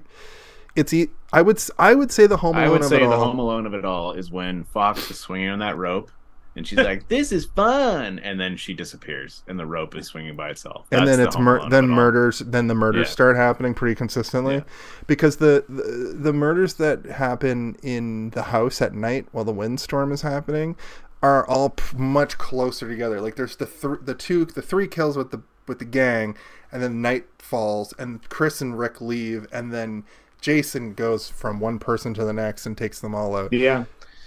There's like 2 Home Alone. There's like 2 Home Alones of it all. It's like Home Alone and then Home Alone 2, Lost in New York. Lost in the cabin. Oh no, do I have to make another recording for that one? But I just want to get through this moment where, you know, they leave, they have the, you know, or Shelley says like, next time I'll know how to deal with something like that. And then he backs up into their bikes. And then there's this like cute moment where Ollie comes up and he puts the hands on the car. But at first he does like a weird like he's gonna like he stops the car with the Matrix powers that he we has get a great 3D moment here too. The smashing of the windshield. When he punches with the chain on his hand, it goes right into your face. Did you get punched out by that, Kaylin? Did you get knocked out completely? No.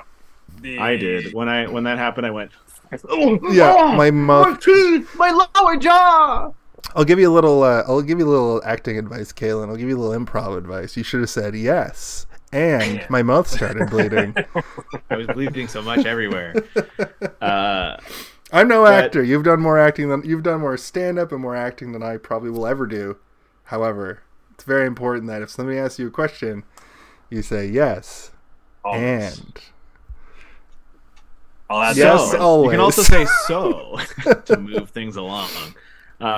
The most important part of this is that he then backs up and then he turns around and comes back at Ali again, and Ali abandons his bike and he runs over the front of their bikes and takes off. And this is the moment that he realizes he's done something that she finds to be very impressive. She even says like, "You did so well, you were sick." And he's like, I was sick, wasn't I? I was sick. And he like drives over the horizon and Ali's like, what the fuck? And he's like throwing his hat and, you know, being angry that his bike just got run over. And so like that moment there instills in Shelley that he has now the confidence to talk to her about like, do you think maybe we could like sucky motherfucky like later or something? I think he should have gotten at least a kiss on the cheek to imply that she was, because as soon as he tries to have the talk, I think that I was like, no, he's gonna, because the same thing also just happened in like The Walking Dead has been weirdly paralleling the Grimoire this month because I'm watching them at the same time, and there's a similar moment with where I don't know if you know these characters, but Eugene is like almost gonna die, and then he's about to. Eugene's still alive? Yeah, Eugene's awesome. Eugene's awesome. Is that the guy with the spiked bat?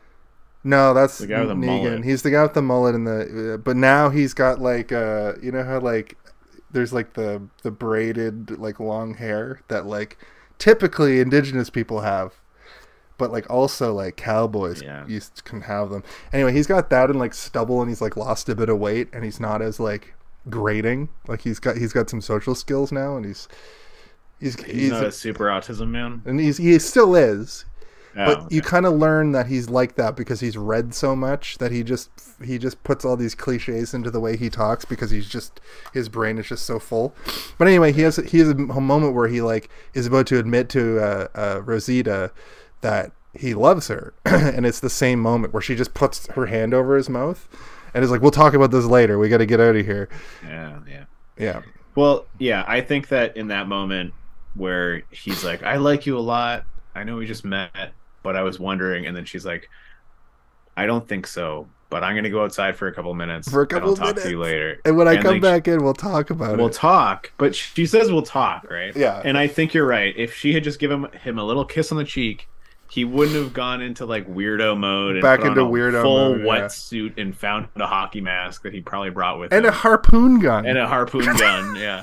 And like, but when she leaves, he says, "Yeah, okay." And then he goes, "Bitch." He calls her a bitch. And like she was being very nice to him. And I was like, oh, this is like the original, like, I'm a really nice guy, and you only want to go for like fit Chads. Idiots who are gonna treat you like shit. You and want I'm like, Rick, oh don't my you? God. You want Andy and Rick, and even Chuck. You probably like Chuck more because he's got weed, and women want. This is a great conversation to have on International Women's Day. It's the by the perfect way. example of somebody calling somebody a bitch when it's like actually an issue, where you're like, oh no, that's not when you use the word bitch. That's incel. That's incel level behavior. Yeah. But like, he isn't fully an incel yet because he's at least trying, right? Like he's going to base the rest of his life on this experience should he survive the night. Oh, he would have become an incel after this weekend.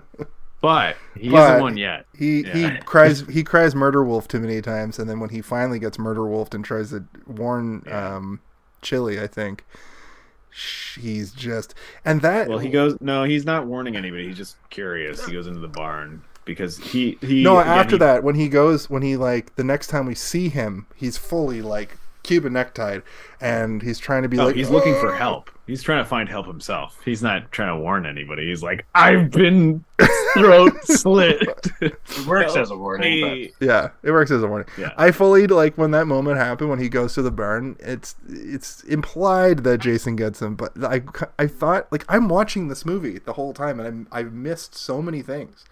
That was the only moment where I was like, wait, when did this happen? Did I blink too long? I didn't think they didn't show that. I missed bitch. I missed that. Because they've already established several times that he's like a prankster, so they wanted it to be like you're not sure as the audience kind of thing. But so many people have died at this point that you're like, he's dead. Yeah. And also he looked completely like he had no he had dark circles under his eyes. He was pale.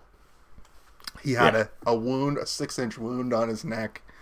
But, we are, I guess, at that point supposed to be like, oh, he's dying for real, and she doesn't know. Oh, but because he's been doing this so many times, it's like the get out of jail free card for her to just be like interacting with him and being like, don't be an idiot. Yeah. The popcorn is burning.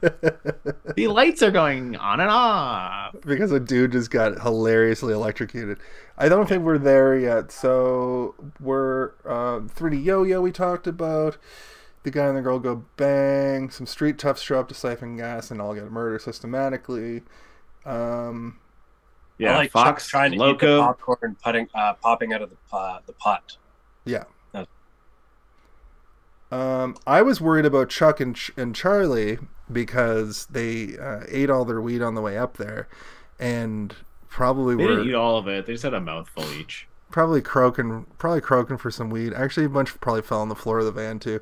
One of my favorite scenes in the earlier part of the movie to introduce those characters was suddenly the van's on fire, and I was like, nah, there's more characters. There's this, they're stoned, and it's Shaggy and Scoob. They're in there. They just poke their heads in. We get a shot of the guy and the girl. Chuck and Chili both hitting massive bongs, like massive. Chuck and Chili are the only ones that we don't get any kind of backstory on, and I kind of wish that we did a little bit more. Like it would have been great if like Chuck was like they're all college students or something, and Chuck was like their professor, their cool professor that they invited. He looked older, like a weird humanities professor, and has weed. Like, listen, every year I go on a road trip with my students, and it really expands all our minds. He even says he's like smoking 2 joints at the same time, and he even says like it's not like it's like illegal, man. It's not like it's 4 joints at a time. It's not like it's illegal, man. And the dude looks fully like a character from like a stereotypical. But he's not hippie. doing the weird classic stoner voice either. No, he's that's doing true. Sort of like like when he goes down into the cellar, he's like, "Oh, it's dark in here. I hope there's no one down here." Like it's like the same thing that like I would probably say if I was going into a dark cellar, and if I was high, I would it's like things that I would think of saying if I was going into a dark cellar, and then if I was high, I would definitely out loud say, "I hope there's no one down here." Yeah. We got a 3D scene when Fox is climbing up the ladder after she's just touching stuff in the barn. Was that meant to be in 3D, Kaylin? Do you remember that at all? I think they wanted it to have more impact than it did, but it like because she's climbing up the ladder, so you get her kind of coming towards you, but you don't get the protruding really. Okay. Loco finds Fox pitchfork stuck to the wall, and then Loco. I wanted to mention the best moment in the movie, which is when Loco does this. Fox. Just like a crazy, like he doesn't move his head at all, and he only moves his eyes around. Just the best side eye in the game. It was maybe perfect. Like it was maybe the most perfect, like head pop up and only the eyes move around and scan the horizon of a tiny room. Where I'm like, and he still doesn't see that she's impaled on the wall, like right next to where he came out. The Friday the 13th movies have a lot of they have a lot of time to fill, so we get a lot of, in the first two it's camp counselors just sort of doing stuff like swimming. In this one we get the yo-yo scene, but we also get the juggling scene, which I think had some moments that were meant to be in 3D as well. There's like multiple shots of it, the top of them, where it's just shit going up. Yeah, and Shelley is an amazing juggler. He was probably hired because he was such a good juggler. Although they all seem apparently to be they found Shelley on the side of the road because he had that big hair and everything, and like they were like, this guy is exactly what we need. He's the worst actor in the movie, so that tracks. But he also has the most like dynamic and maybe interesting scenes in the movie, which is crazy. Like, hold on. This guy's not an actor, but he's doing a better job of acting than most everybody else. So, we talked about the weird almost nudity. And I even made a note. They almost usually, in these kinds of movies, go full-on bare. Yeah, tits out. Yeah. Hardened nipples. Okay, so Rick and Chris have that moment where they talk about the last time they hung out. And then she tells the story about Jason, which we covered already. She just wakes up in her own bed, which that's never explained. I think that they probably wanted to make it seem, if you know what I mean. Yeah. But I also think that the studio was like, no, he can't be that kind of bad guy, because if we want to bring him back, like we want him to be a fun thing, and that really would bring down the tone of the movie. Like it would make it seem like you can't have fun with Jason after that. It's okay for him to stab people, but it's not okay for him to. It works for Freddy. It works a bit for Freddy because he's such a despicable person, and that's. I don't know. It's sort of maybe it doesn't work for Jason because of his origin story. Yeah, like he should basically hate that. Yeah, he should. Yeah, because he hates He's a weird... that's why I think that Shelley should have survived this entire encounter, because clearly he's a virgin. Jason's a weird, like, anti-hero in a lot of ways, in that 80s way that... if you've ever seen the Freddy versus Jason, they use him as, like, a tank. They're like, we can use this thing. He's just a thing. He's just a thing. He's not real. He's a ghoul. He's a ghoul. He's the classic horror ghoul. Zombie. I'll be right back after the washroom. I'm sorry. I'm gonna get through some more of these points because we're already at fucking 10 to 11 somehow. We talked about the movie during our introductions to the movie, which really changed the dynamic of the episode this week. So the stoners go to the bring you 3 different types of dimensions. 3D tits. No. Length, width, and height. Yeah. There's the scene where the stoners hear something and go to the barn, and they just kind of get stalked. I think that's when Jason starts his stalking portion. Yeah. Then we get all the stuff we talked about with the scuba gear and Vera, and Shelley pops out of the water. Full scuba, he's got the mask on. I wrote that they must have done this purely for the gag. And then they were like, oh shit, that mask is scary. I don't know. I wonder if they were premeditative about ending The thing that I read was, I forget what their role was exactly. One of the production people or whatever, they played hockey a lot. And so like they had a bunch of gear and stuff, and like, hey, let's try this out. And then I was like, yeah, that looks pretty good. Works better than the killer's mom, and also a lot better than Bagface, because Bagface is like scary in a leather face, hills have eyes kind of a way. It's not scary. It's not terrible. Yeah, it's not scary. It's if the movie was about a bunch of incest rednecks, then it's scary. But if it's about a serial, like just a monster, you need something more iconic. Yeah, I think that the reason that the Jason face works so well is because it somehow gives you like the most neutral characteristics of a human face without any expression whatsoever. Nose bump, eye holes, cheekbones.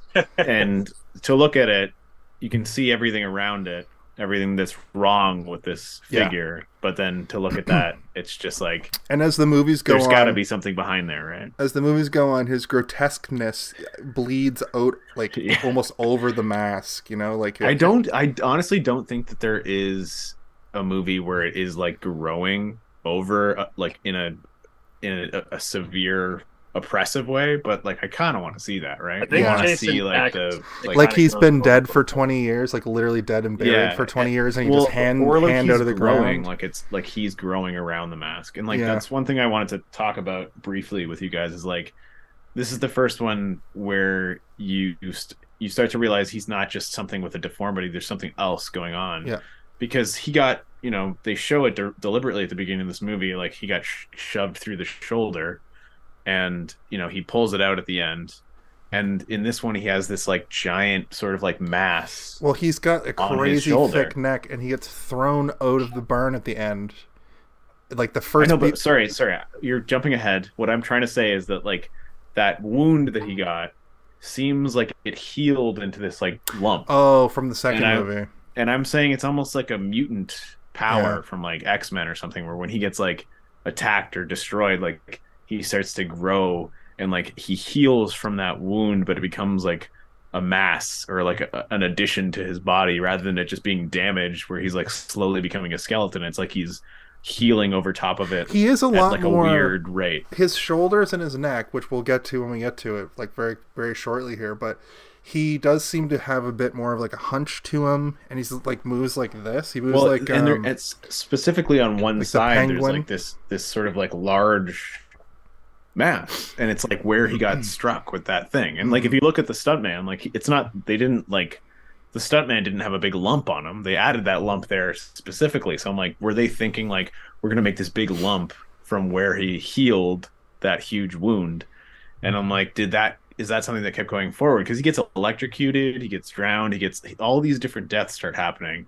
And I'm like, are they adding to his wound so that he's just like this thing that's healing, and it's like he's having these swollen points on his body from all the crazy things that happen to him in every movie. Eventually they put a futuristic adamantium nanotechnology on him, and it just... Well, that's what I'm saying is that they could easily induct Jason from the Friday the 13th movies into the X-Men universe and explain that he's a mutant who is just obsessed with murdering teenagers. The Blob's brother. He's got but no actual similar... mutants have tried to kill him yet. He's Scarman. All of his scars like super heal. Yeah. So I wanted to just pivot here. I'm kind of gonna move through it because we've talked about a lot of the stuff that we're actually at plot wise.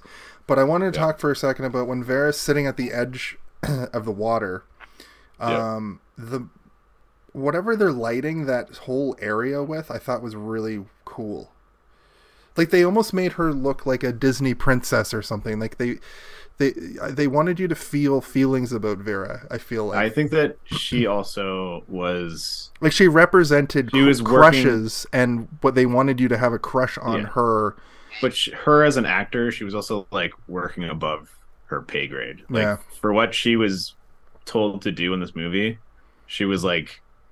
She was working. She was plucky. She was probably improving. She was probably thrown in some. But I mean, even stuff where like she stands up and she accidentally drops the wallet, and like I absolutely believed that she accidentally dropped. It wasn't like a like she didn't fuck it up. She like stood up and like brushed it on her thigh and it fell in, and I was like, "Oh, the wallet, you idiot!" And then she was like reaching for it.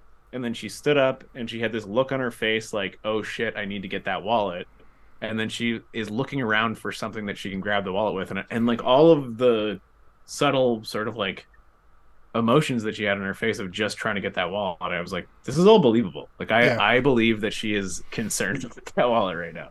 But unfortunately, Jason shows up, and like you said earlier, she's like, "Hey, stop fooling around with that mask again." And then she's like, "Oh, wait a second, you're 6'5", 300 pounds. Yeah, who the fuck are you? Who the fuck are you?" He shoots her with the 3D effect of the harpoon, which looked cool. Kaylin, you said that one looked pretty good.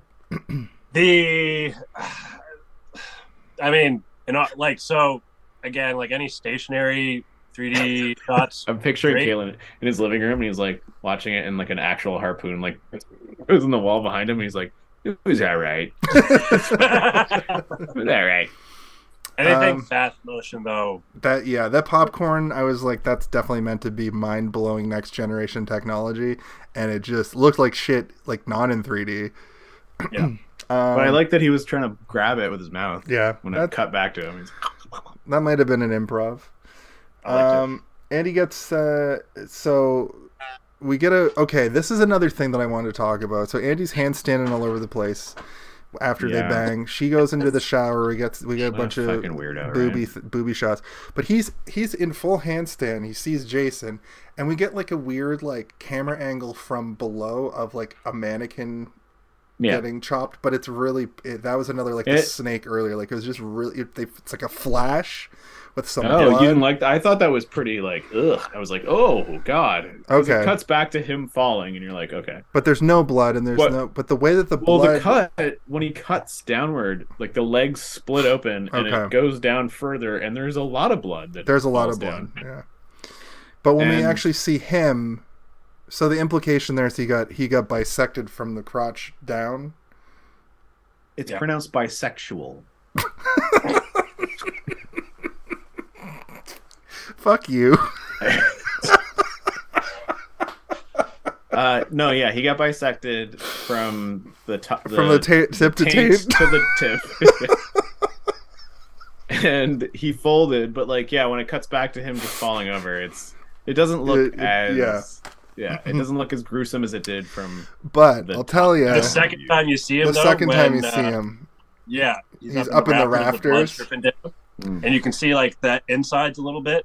That was cool. Yeah. That was one of the moments in any of these movies that was like disturbingly gory comparatively. But it was also one of the moments where you're like, what the fuck is this idiot talking about? Where she's like reading the magazine like, oh, Tom Savini. Oh, Godzilla. Godzilla's been around for 25 years. That's pretty and then like blood is dripping on it, and she's like, and she touches it, and she's like, where is this coming from? And then she looks up and sees this disgusting mangled corpse of her boyfriend. And then she gets... before she can react, she gets stabbed. She gets Kevin Bacon. She gets she gets what we in the business call a sixth degree of Kevin Bacon. Which I thought was a good use of... if you build these props... and you're making your movie on a shoestring budget, just go to that warehouse and get those props and use them the fuck over again. Why not? Yeah, and they used 6 packets of actual bacon in the chest to achieve the effect. You keep saying... tonight you've been on this weird streak where you keep saying everything like it's fact, and then you say that the punchline is like so... out there, like so, like couldn't possibly be. But you got me in the beginning, so I'm like, wait a second. So hold on a minute. Good work. You're putting in work tonight. But I also wanted to say that that's not the only time that somebody says, "Where is this coming from?" in the movie, because later when everything's flooding, the main character, she gets dribbled on. She goes, "Where is this coming from?" And then she looks up, and you're like, "Yeah, up. It's coming from up, man." So the fuck you mean? Where is it coming from? The next from above you. The next bit is our boy Chuck. The power goes out. Chuck goes down into the basement. Is the water in the basement at this point because of the storm? I think because of the storm, not because of the situation that's happening simultaneously upstairs. No, because it's an outdoor cellar. He crosses the yard, but it's just a windstorm. As soon as I put my foot into like wetness, nope, no way. No, if I'm going to check the electricity, that's probably the scariest part of this movie. If I'm going to check, when he puts his foot into a wet, damp cellar, what kind of nasty bugs are in his there? Barefoot. Let's be real. Barefoot. Yeah. This dude is walking around barefoot this whole movie. It stuck out to me like a sore foot. I couldn't believe that's character accurate though. It is, but you can tell when he's walking down he's walking down gravel at one point, and I'm like, oh, that's the most hardcore thing for my empathy ever. I think my problem as a kid with horror, even when he's walking through the barn, earlier, and there's like hay everywhere. Like hay is not the most comfortable thing to walk around on barefoot. I think my problem as a kid with the gore was my empathy, and I was like, I felt the person getting killed when I would see it accidentally on TV. But now you're like, ugh, damn basement on bare feet. Yeah. But I grew up in a place, in a rurally kind of suburby kind of rural place where my feet were like acclimatized to walking around on grass and gravel and like forest floor barefoot, just because that's what we did. I still walk around on, if I don't have shoes on, I walk on like the palm. What do you even call it? Like this part of your tippy, hand, the tippy, add the palm, the top. I guess it would be the palm. palm of your feet. The top of the ball of your foot. Ball? No, the ball is the back part. Could be both. The heel? Could be like this.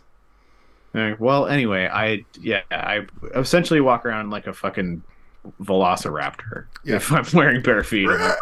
Also, I fully said out loud, this guy's going to get electrocuted when he left the building, and as soon as he put his foot in water, I was like, he's going to get electrocuted, but he doesn't get electrocuted the way you think he does. Jason just pushes him into the fucking... It would have been cool if Jason just was like, he pulled a wire and like... Which is, that's how Jason kills people. He usually does, he's kind of like a Chucky in that way. He likes to do those like murders that happen like as a comorbidity. Nope, he just fucking pushes them. I do like that he just hucks him though into it. Yeah, and he grabs onto it and it's like, and then he just goes back upstairs and fucking kills Chili with a hot poker from the stove. But the thing, he kills Shelly at some point first because Shelly being like, but when he kills the thing, they do have attention to detail in this movie, because when he does take the hot poker makes its way from the sheath over into the fireplace. At one point somebody goes to like tend to the fire, so you see it move, and like, oh, it's like a Chekhov's gun thing where that's getting used as a kill.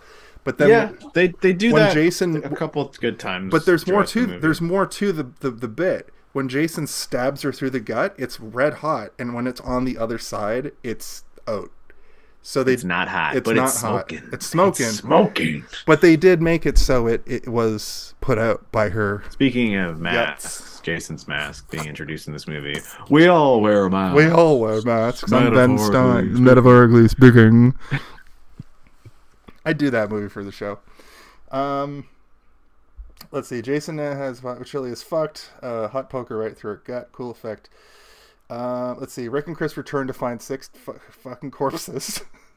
Yeah, and Chris is like, "Oh, what? I don't know. They're your friends. Oh, there's something blocking this door. Oh, don't touch it. Hold on. Yeah, and they do. And she's like, "There's something burning in there," and he's like, "Oh yeah, there is. Smells good though too." They do a bit of a cat and mouse, but Jason gets Rick and has him, and so fast too. That's the other thing. Too many. It reminds me of this one reminded me of the video game a lot. This one reminded me of the... This is how the video game would work. Yeah. This is just how it would work. Yeah. Just him like strafing and fucking moving forward really fast and like teleporting. You'd hear like a and then like it would get cut off. You'd be like, oh no, someone just died. Their microphone got cut off because Jason killed them. But that's also, I was going to bring this up earlier, the head crush. That's one of his kills in the game. It's one of the loading screens in the game as well, and it's like Rick's face, like, and the eyeball's like about to pop out, but it hasn't quite like. The game, I noticed, takes a lot of notes from this movie in particular. Well, Shelley's a character. Fox is a character. I think that's where I was going. Like through this whole movie, I'm going, man, I fucking know Shelley from somewhere. You're like, I feel recently. Like I like this one so much more, and it's because the video game is, for some reason, this one it takes a lot. Even the song, like the ding ding ding ding ding ding ding, like it plays in the fucking game. Can you find the barn in one of the like? The barn you can find, and the cabin they're in with the spiral staircase. It's one of the main the Higgins Haven or whatever the fuck. It's Haven one of the ranch or whatever. Yeah. So Chris is on one side of the building and Jason's holding Rick on the other, and he crushes the head and the eyeball flies out. It's supposed to be a 3D. I don't think Chris sees it. She might see the body like go limp. I can't remember, but anyway, she goes back in. No, she doesn't see him at all. Yeah. He gets thrown through the window later. They play cat and mouse now, Jason, and it's basically the same ending as the last movie. Where she's, gets to the vehicle. Now, there's a little bit that we forgot to mention, or we might have mentioned it, but... Is it the bloody tub where she pulled all the bloody clothes out of the tub? And she's like, what? Where's it coming from? You're like, why is the whole... My parents' cabin flooding. Earlier in the movie, the goons actually were there to get revenge for their motorcycles by just siphoning gas out of the van, which I said they're going to use. I said at that moment, I was like, that van is going to be used in the final scene to escape. Then she gets in the van, it starts up, and she gets it going. But the weird part is she pulls it onto a bridge, right? And the bridge is clearly going to give way. But then it seems like she just says gas and then turns it on again, and then reserve. It works, reserve. Yeah. There's like a little plunger, like so. In the past, reserve gas was like a thing you could have if you ran out of gas, you could pump it in, and that's something that does not translate any longer. Like now we have like electric cars and shit, right? Like it's like no, that doesn't work that way anymore. But she gets it going, but then the fucking van gets stuck. Because the bridge is wonky, which they do establish at the beginning of the movie when they drive in, like they show the planks being like clunk, clunk, clunk, clunk, like when they're driving over top of it, and you're like, oh, this bridge sucks. You guys need a better bridge. It was also around this moment that I realized that like the main character of this movie, Chris, basically I would say she's the main character because she, but she is not in the third act of this movie except for when she's telling the story about how she met Jason. Character before. It blows hard. It's almost like she is only there to have a final girl moment. Yeah. Which is fine. You can have one, but I think we all would agree that Vera would have been a much better final girl. That's true. I agree. Was way more interesting. I agree with that, but like Vera was so caught off guard and such a like nice character, but Chris actually has the experience, and smart. I think that's true, but Chris has like the experience, so I think that's the implication there. She actually fights back because she's like, she knows how this dude moves, is how I interpreted it. She actually fights back with a knife, and we get the 3D. Jason gets the knife and throws the knife at her, and we get a 3D effect for the knife throw, which I thought. Which also in the games. Yep, that's right. Jason picks up knives and is throwing them on the fucking plate. And like, this is the only movie I think where he throws a knife. So that's something they used. Yeah. I thought that knife throw would have looked cool in 3D. I was wondering about that one. One day. Not today. Today's not. I do think that the motorcycle gang, they siphon the gas specifically because they were going to burn the barn down, right? Like that was their whole plan, was like, we're going to burn the whole barn. Oh, I thought that they didn't burn themselves first with the third guy smoking. Yeah, he almost blew them all up. Which his name was Loco, but he should have just been called Cigarette. Yeah, his name should have been Cigarette. I thought Ziggy. that they were just stealing the gas to have the expensive gas, but they were taking. Well, that's why Fox was like, I don't think we should do this, because like Fox was like nervous or whatever. Like, we really shouldn't do this. And then the reason he sends Loco over to the barn is because like they're gonna burn the barn down. Okay. As like revenge for fucking their motorcycles up or whatever. So Chris ends up in the barn, in the rafters. Jason's in there like pulling stuff apart, freaking out, like just trying to murder. Look for her, and she's on a beam, and she slowly of course does a cartoon character style. Yeah. She was perfectly positioned Kaylen, we all asked that same question. She was perfectly positioned to completely survive that. Nope, she just slides to the bottom and falls on him. She has like one lopsided butt cheek or something that like really threw her weight off. 40 extra pounds. So at this point, she manages to get him noosed and throws him over the edge. He gets hung, and she goes downstairs and she opens. Hanged man. Hung or hanged. I'm hung. I'm sure Jason is probably hung. Yeah. I'm gonna assume you met me. She opens. First of all, we get a really dumb scene where she's trying to open the barn door that's been latched, and she's bashing it from underneath, and it keeps popping up and popping back in, and I'm like, I get that she's like weak and young or whatever, but like, why was she's also dumb? I think that's this is an example of like, we got maybe 20 to 25 minutes left of film. Just if you gotta hit it once or twice, hit it, just get it off there, because she's like we can't keep cutting over here. Anyway, she gets the barn door open. Jason's hanging there. This is when I realized that Jason's got his superpower is neck. and it ties into what you were saying earlier. He's got some sort of turbo neck that can't. It's like when Frank tries to kill himself like a bunch of times in that episode of It's Always Sunny, and he can't. His neck is so full of muscle that like he can still breathe easily. Yeah, he's like that character from 90 Day Fiance. That was the meme that has no neck, where he's just like shoulders and then head. Or that like 3D projection of like what human beings would need to look like if they survive a car accident. That's what Jason is. That's what Jason is. But he falls down and he starts coming at her some more. And I got the Ali, was that his name? He's still alive. Ali, yeah. He helps out. They struggle, and she fucking axes him right in the face. And I think that axe wound on his mask stays. I believe you are correct. For the rest of time. I think the rest of all of Jason movies, yeah. Except for the fake Jason. Yeah, fake Spoilers. son. Wait, what movie is that? Fake Jason are you? Isn't there a fake one where it's blue triangles instead of red, and it's because it's someone else pretending to be him or something? Oh, I don't know. I've seen 3. Listen, I haven't watched these in a long time, and I know enough about the lore to like be able to test you guys sometimes. But Kaylin, maybe you're fucking. Kaylin's watched these way more recently than you. Recently, I'm pretty sure. Yeah, so let's see.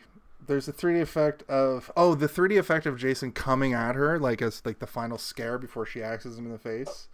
Yeah, was a pretty good one. Then she makes it to the boat and escapes. They show Jason like dead with a fucking axe in his head, and then she wakes up like in the morning in the boat, and every single thing is jump scaring her. Like a bird crows, a duck lands, a stick gets near her, and she's freaking out.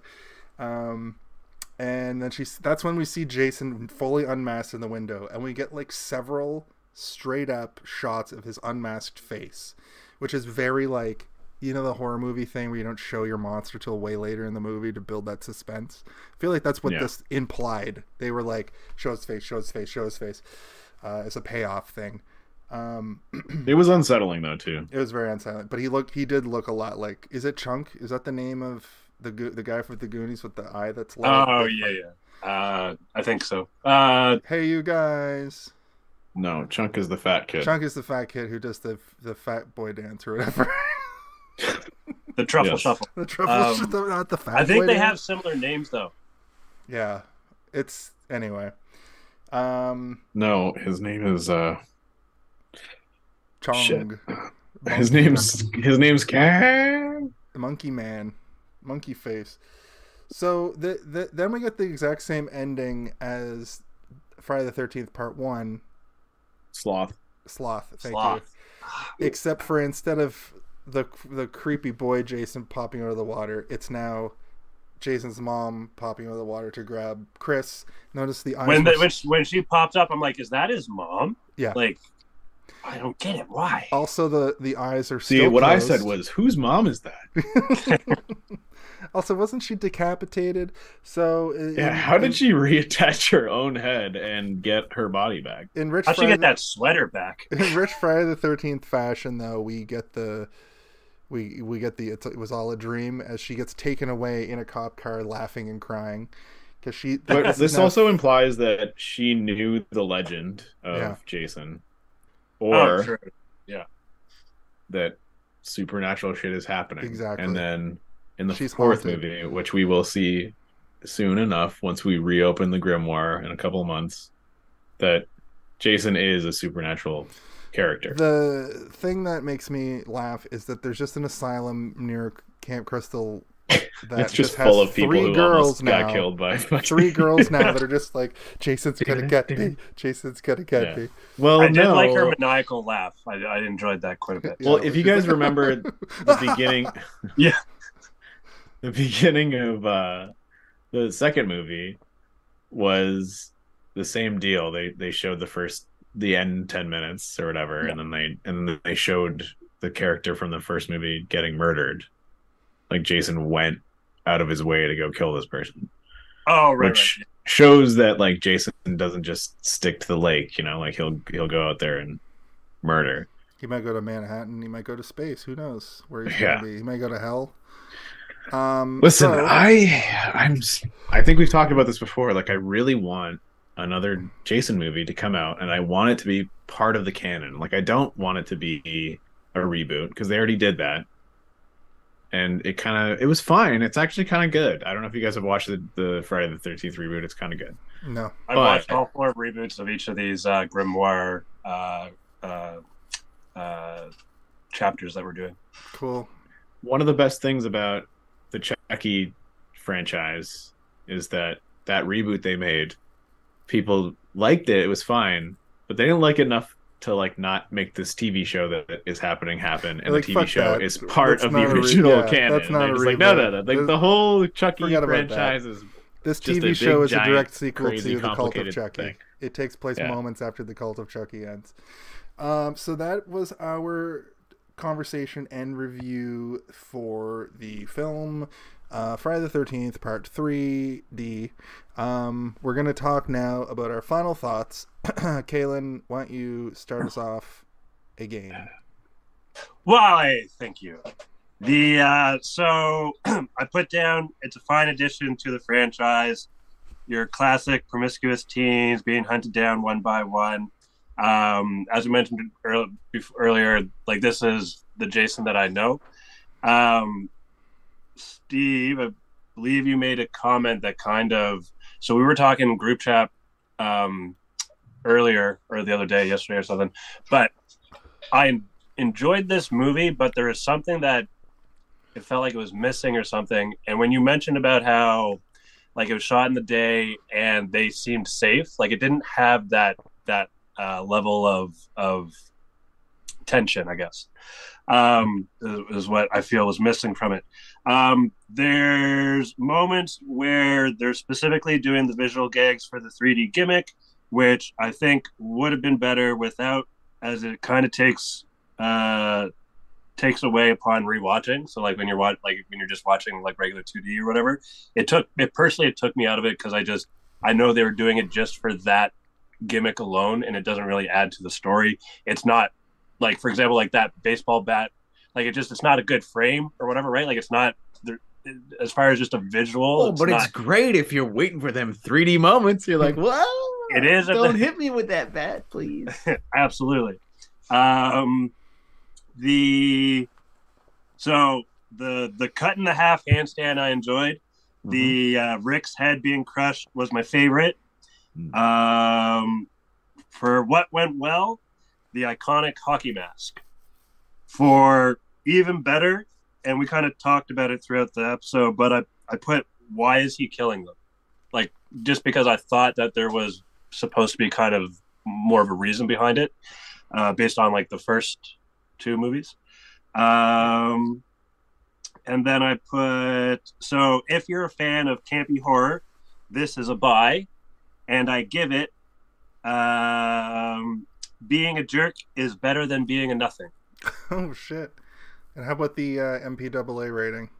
Oh yes, you are absolutely correct. My apologies. MPAA 26,764, and it was a big one at the end of the credits, because usually it's just like a little one off to the side. This was a big one right in your face. Nice. 3D. Did they put those like drag lines behind it? Like, dun, dun, dun, dun. 4,000 movies. 4,000 movies between last week and this week. Right? Isn't that crazy? 10 years almost. 4,000 movies. Fuck. All right. Thank you, Cageman. Steve, why don't you hit us with your best shot, Fly Away? All right. So, what went well? What could have been better? What went well for me and what went better, what could have been better for me, are, I think, the same thing, which is that they set up so many little interesting moments for each character. Not all of them, but a lot of them. And I was excited because, they do the same thing in the other movies where they give these characters a little bit to talk about, and you want to see them come to some sort of, culmination of what they're talking about, or like a fruition, or a coward becoming a hero. And that didn't happen. And what could have been better would have been that would have been us seeing at least a few of these characters through to what they had set up to begin with.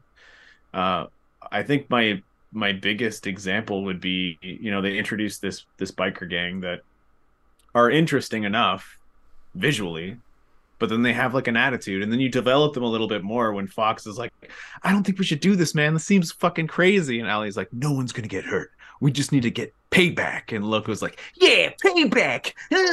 And you're like, oh man, what are they gonna get payback for? And then they die immediately, and you're like, what the fuck? Like, what? I want to see what they were gonna do. And like utilize that with the characters that they interacted with earlier, Vera and Shelly.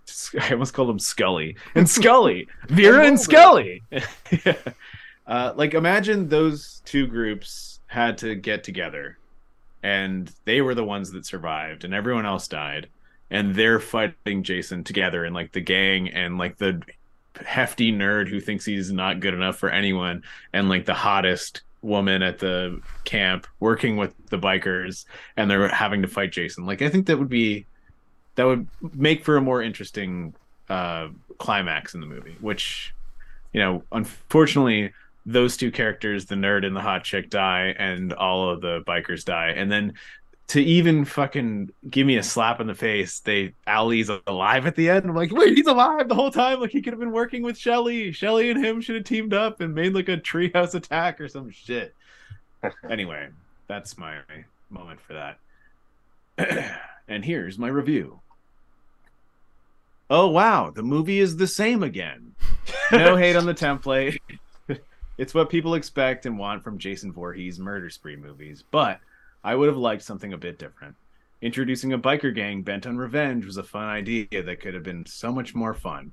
I would have liked to have seen Shelly and Ali eventually team up and put a hurting on Jason, especially with the limp dick reveal that Ali was still alive, only to be killed within seconds after that reveal. Yeah, I just am repeating everything I just said. The kills are fun, and the 3D gags had me sarcastically yelling things at my TV to the glee of no one. No one but me. And I enjoyed it anyway. The movie is the weakest installment of the series so far, but not for lack of interesting setups. The payoff of each of those setups is where it loses me. Though the original script for this probably would have been more interesting, the one that I told you guys about earlier with the insane asylum and all that stuff, just a few tweaks to this movie would have at least given it more of a personal identity to it as a Jason movie, to set it apart from the previous two Fridays. If only for the creation of the iconic mask, I'll say that this movie is watchable and fun enough, falling into the it's so bad it's good territory that I think all of us really like, despite its recycled set pieces and story beats. I give Friday the 13th, Part 3, an off-screen death, only for it to have it to come back and axe you in the head, or a shiny new hockey mask that immediately gets a long-lasting gash in it. Ooh. I'll have a long-lasting gash. Whoa! You should meet my ex-wife! Jason, right. Just before you do your bit, I just had a thought. So when we first meet Shelly, he's wearing a mask of some sort, kind of see-through-ish. Oh, yeah. The mask from the Purge movies. Yeah, remind me of the Purge, yeah. I just had a thought, though. What if they intended that to be the mask, and then as they continued filming, they're like, no, this isn't going to work? I mean, that mask... I guarantee you that was probably... Like, they probably bought, like, a shitload of masks, and they're like, which one should we use? That mask would have looked crazy with Jason Voorhees' fucking grotesque face, though. I will say. Like, it's crooked, and you can, like, see his eyes, like, not in the eye hole. Here's my final thought on Jason 3.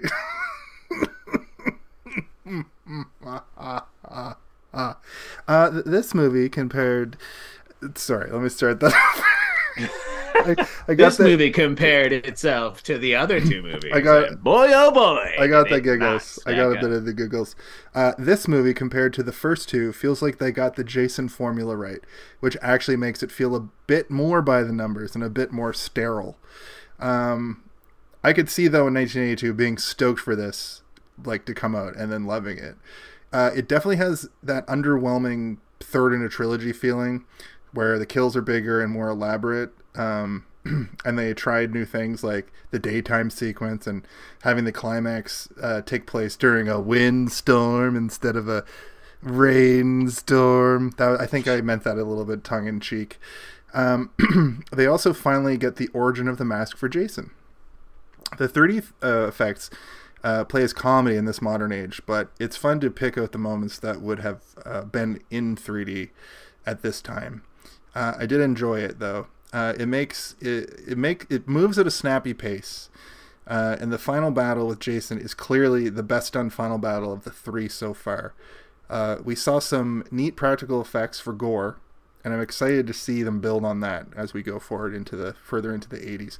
I also realized that during this we have a 10-year gap in practical effects, special effects between last week and this week. We've gone backwards 10 years. And I think that the filmmaking between the two movies is really similar, considering how far apart they are.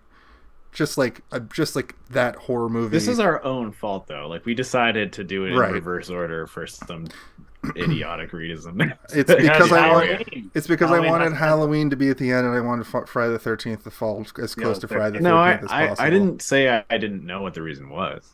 It's just stupid. I'm saying it's a dumb idea. We saw some neat practical. I'm excited to see them build on. I actually gave this movie a 4 out of 5 just because it's a culmination of everything we've learned, everything the filmmakers learned from the first 2 movies. But it doesn't mean that I'm going to ever go higher than a 4 for these movies. This movie I'm going to remember. I'm excited for you to see part 4 where you give it a 5. Oh, fuck, probably not. Part 4 is sick. It's my favorite one. That's fair. I give it. Here's my actual review. I give it an HD re-release in HDR, IMAX, 3D, 4DX, AVX, ScreenX, D-Box. The movie was but then the projector malfunctioned. You're like, God damn it! Ding ding ding. The movie was a fun romp overall, and what went well was the suspense building in the final battle / chase. Even better, they could have spent a little bit more time and care on the 3D effects, and they didn't make or break the movie. So this could have just been not 3D and a better overall movie. But I do get that in 1982, 3D technology for horror, it's like, that's what you use it for. Let's make a 3D version of everything. And we went through that in 2006, where there's I don't care, let's put this comedy in 3D for some reason. And I think that is everything for this week's episode.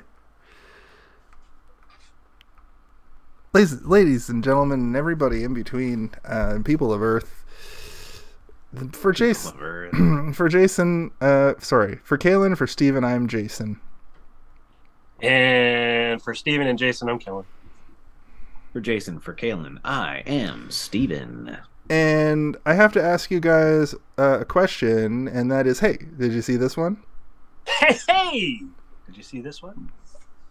Hey, have you ever been frightened in the 3rd dimension? And also, have you seen this one? Hey, am I poking your eyes out? Oh God, that's actually frightening me. It looks more 3D than I thought it would. Wow. It's funny because you did that 3D gag while the end credits were playing. Because was anybody scared that when he was taking a shit at the beginning of the movie that he was gonna 3D shit all over us?